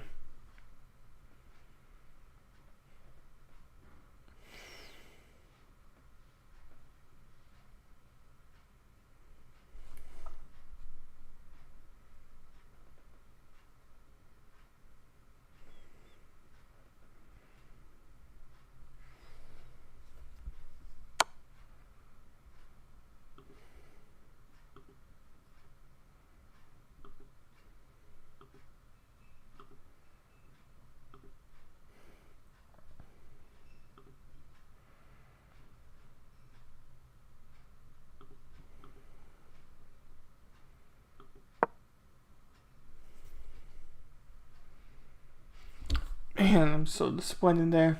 I gotta be honest.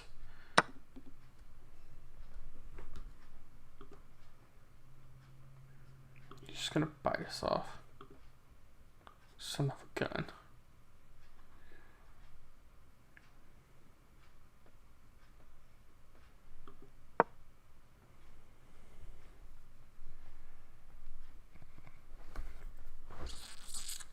Shit. Oh, fudge. Fucking hell. Alright, well.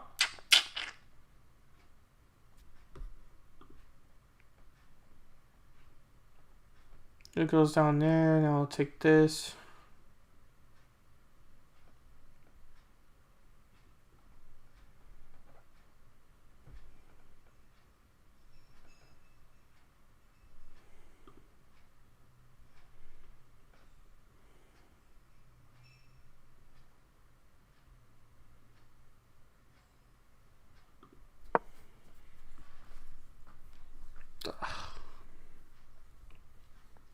Damn it. Oh, man.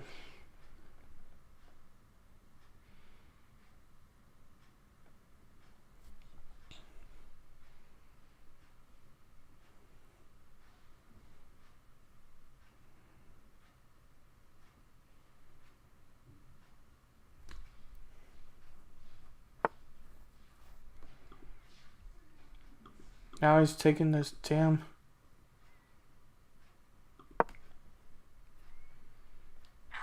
See if he falls for it.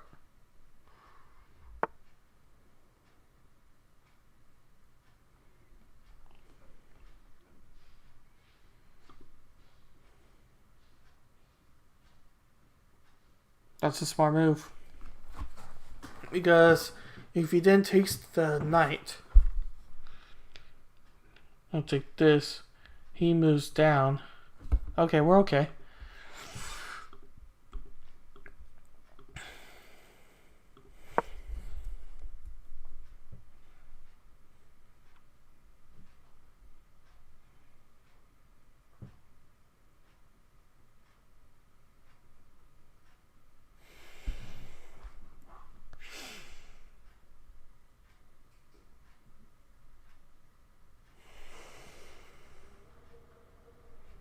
He's got 2 rooks. You need to pay attention to that too. I think we're stuck here. I think he's definitely got the winning advantage. He's definitely on the winning advantage. Then he's got pressure on the knight. It's not what we want.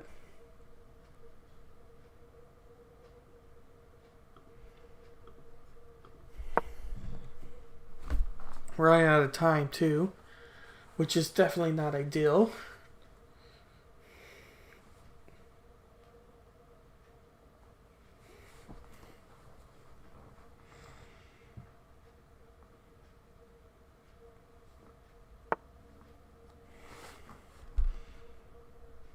Yep, that's what I figured he was going to be doing here.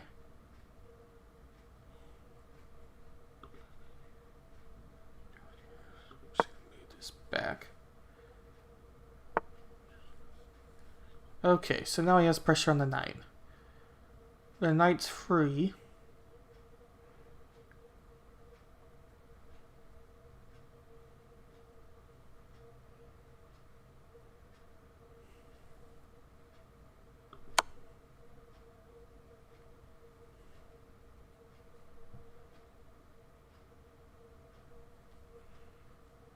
We're running out of time, so I really don't have much time to think, which is unfortunate because I don't think we're going to be winning this, and it is very depressing.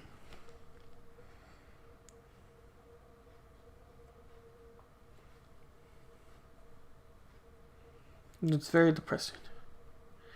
And he's got a lot of time to think, so we need to theorize what we can be doing here. Ultimately, if we can get the queen out, it'll be a huge advantage. But the queen's able to move in ridiculous ways. That's a good move. Got the queen. Shit. Damn it. Oh, shoot.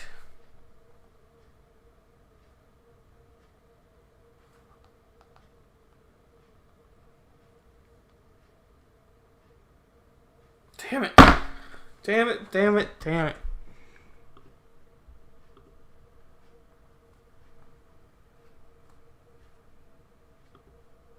GG. Oh, shit. Alright, let's see if we can't play one more game here.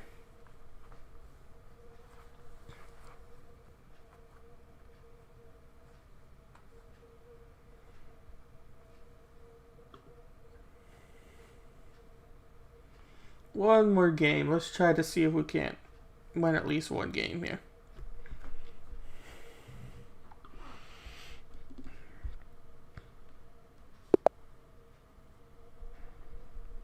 Okay, we're white again.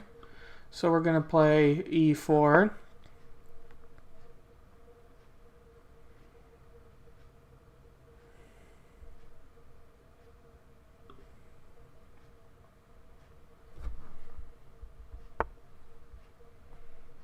He plays something weird. We're going to play f3. Then we're going to be playing knight. Or not knight, bishop. Whoa! What the hell is he doing?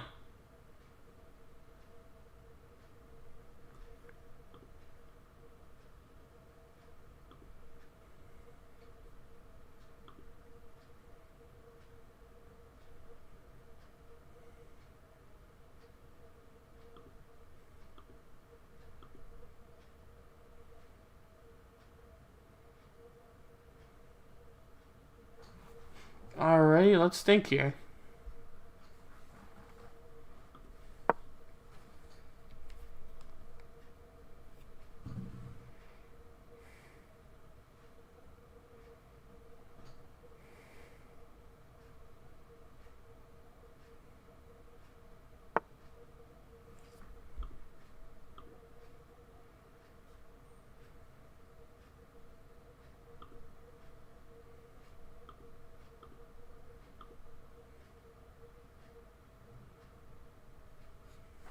That would be our spot. But we got the queen in the way.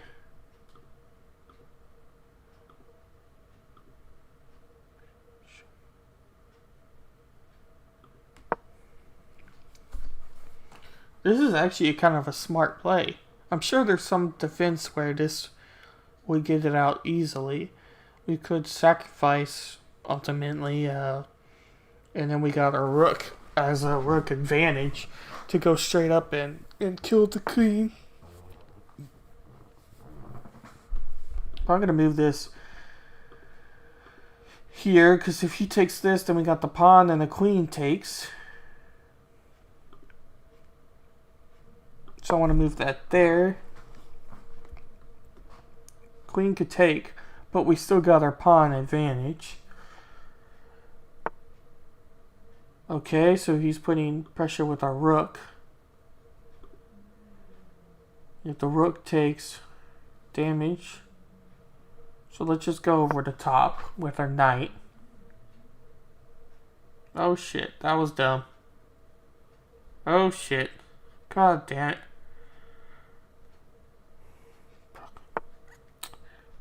Alright. Shit, but if we take this, move that out of the way.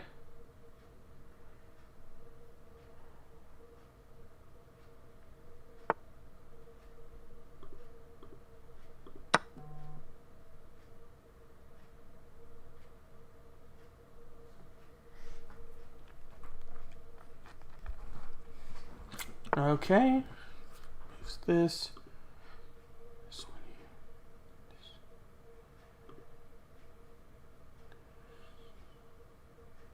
here. Might as well.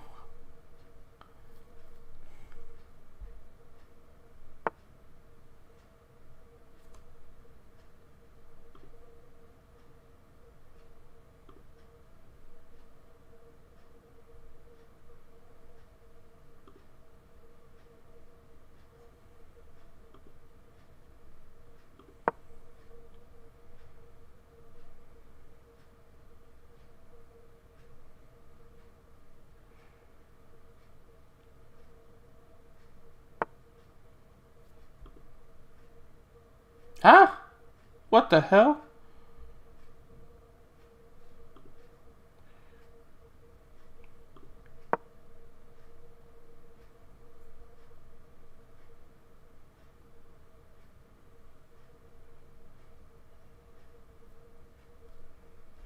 I think we're still in good shape here.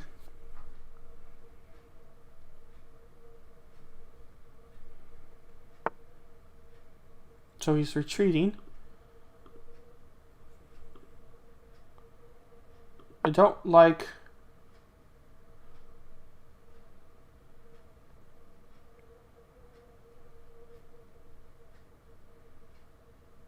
like my queen, excuse me, and where it's at right now. I want to make sure we can move that back and keep it in a little bit of a safer position.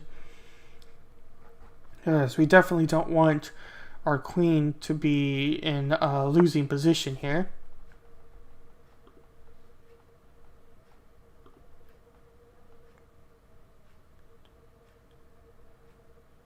I feel like that would be striking distance.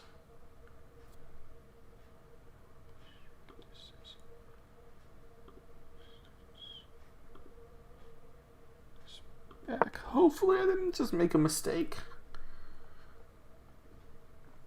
I think I did. Okay. Cool story, brother.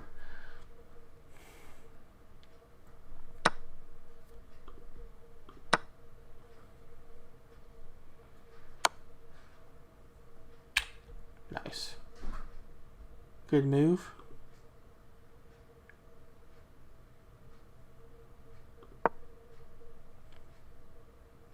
Go ahead and take it. I dare you.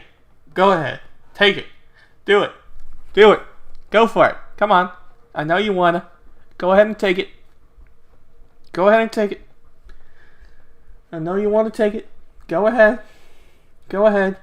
Give in to your urge. That's right. Go ahead. Go ahead. Come on. You're wasting time now. Shoot. Where the hell do I want to move?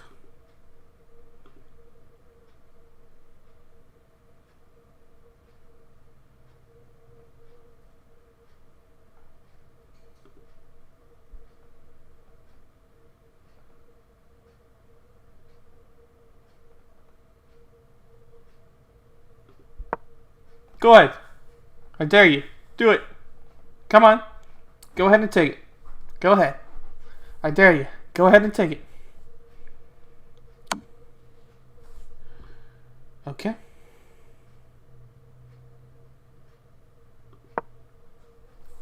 Go ahead. Go ahead. Go ahead, Ahmad. Go ahead and take it.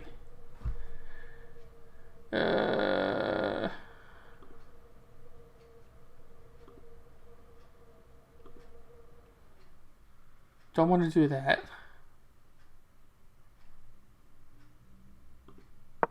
Come on. Go ahead. Go ahead and take it. Go ahead. Go ahead and take it.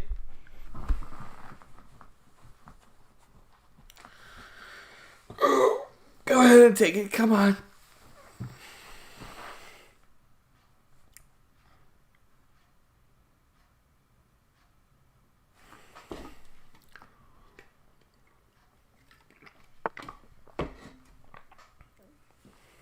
Why would he do that? That's a terrible idea.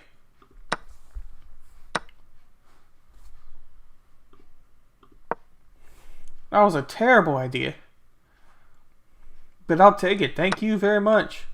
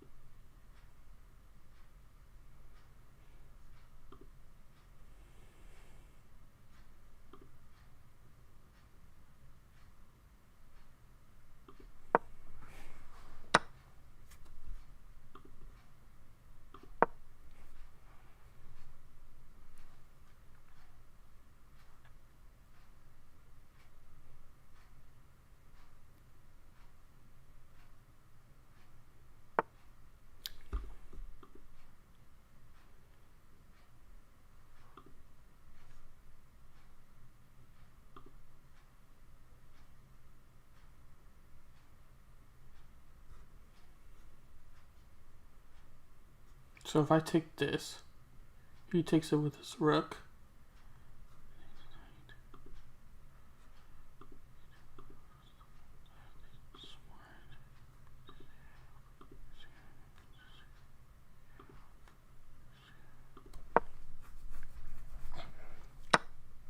Yeah, I figured he was going to do that.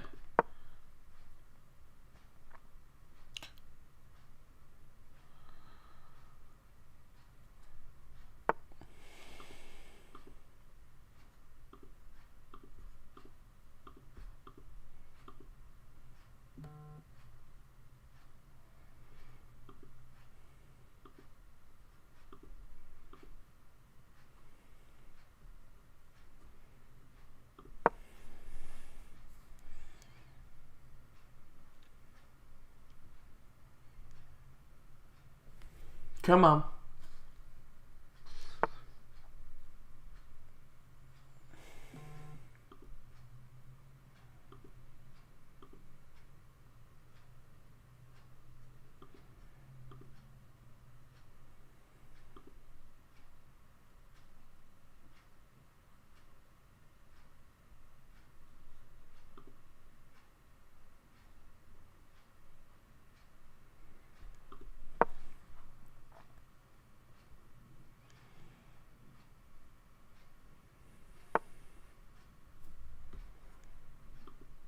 I don't know why he did that.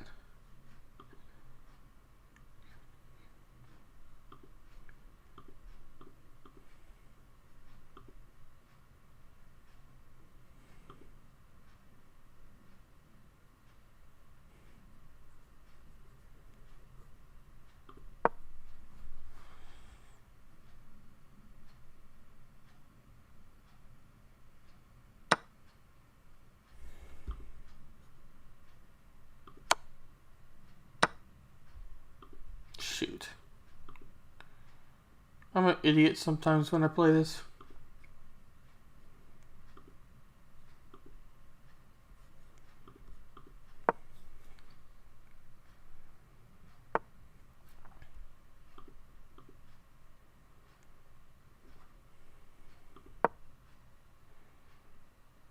No, why did I do that? I should have went here. That's okay. Man, chess is just...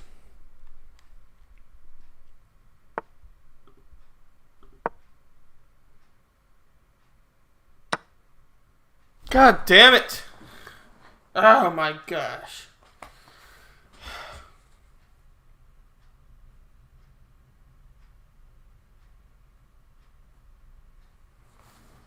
Oh, God damn it.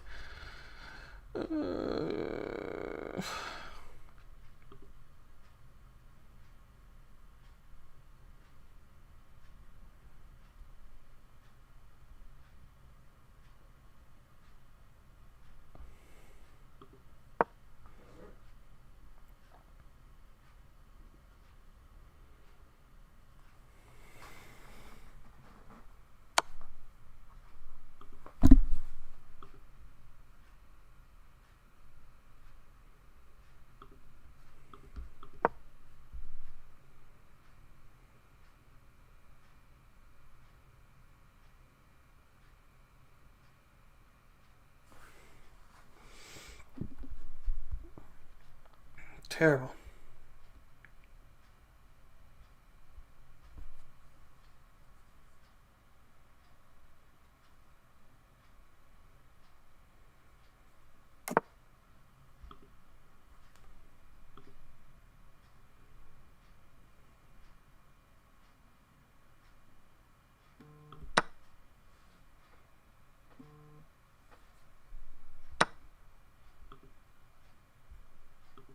Did he take it?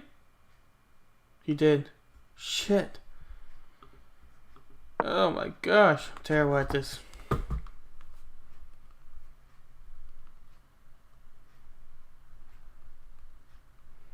It's alright.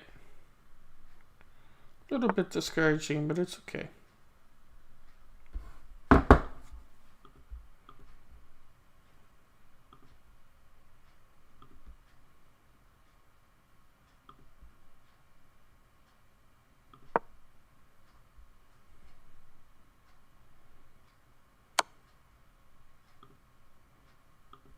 Wait, why is that?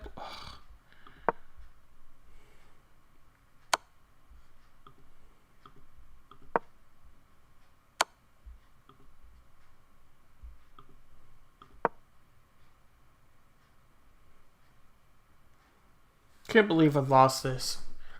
Oh, that's so annoying to me.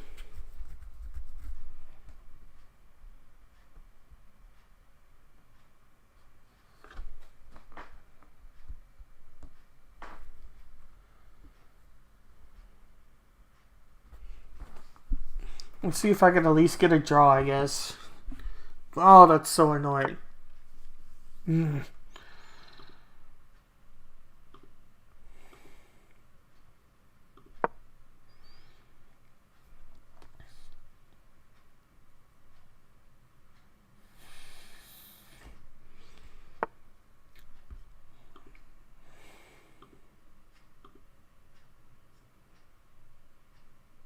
I'm just gonna take what I can.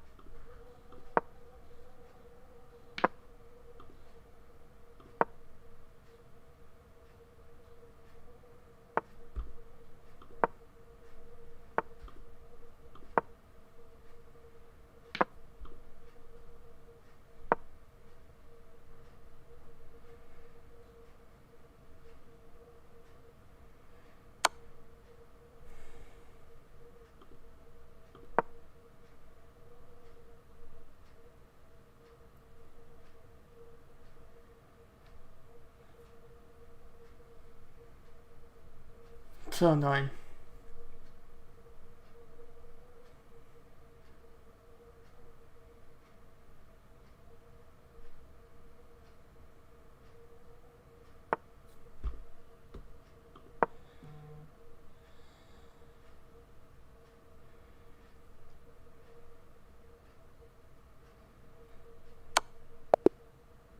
Good game. Ugh, that was so annoying. Oh my goodness.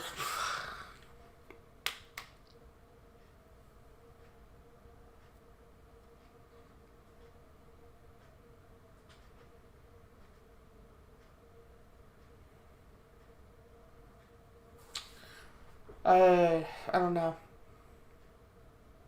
I just feel like I could have done better with that one.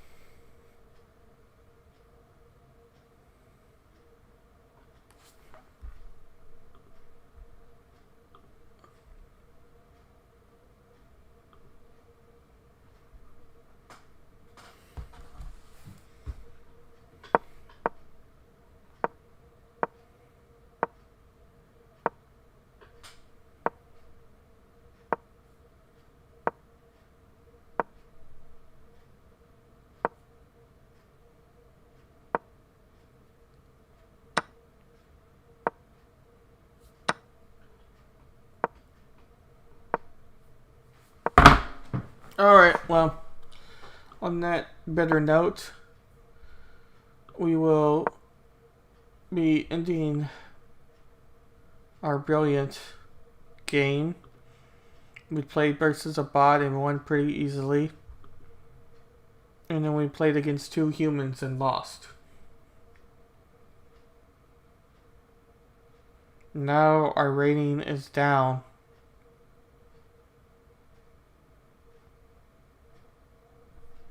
I played with 11% accuracy that first game. 6 wins, 14 losses, and 2 draws. Absolutely terrible. Well, alright.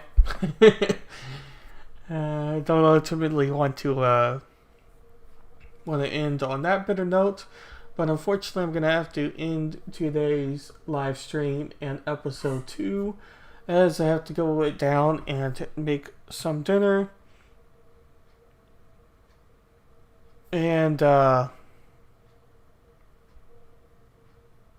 have to make some dinner, and then going to have to pick up some things for my parents and whatnot. But I most likely will be doing my podcast tomorrow, and I will have the Getting the Answer show with my co-host Anna Voltes on Thursday at 10 a.m. Central Time or 11 a.m. Eastern Time. So we would be go ahead and doing that. And I'm probably going to have 1 or 2 other live streams during the week. And then maybe a couple solo videos, just depending on my desire to finish those. But I am hoping to at least do 1 or 2 solo videos per week. Most likely only be probably 1 solo video per week. But we'll see, and I will continue on with our video series, and we will have episode 3 with our chest hangs most likely next Tuesday. But thank you everybody for stopping by and watching. Thank you so much, Woost, for the follow, and I'll catch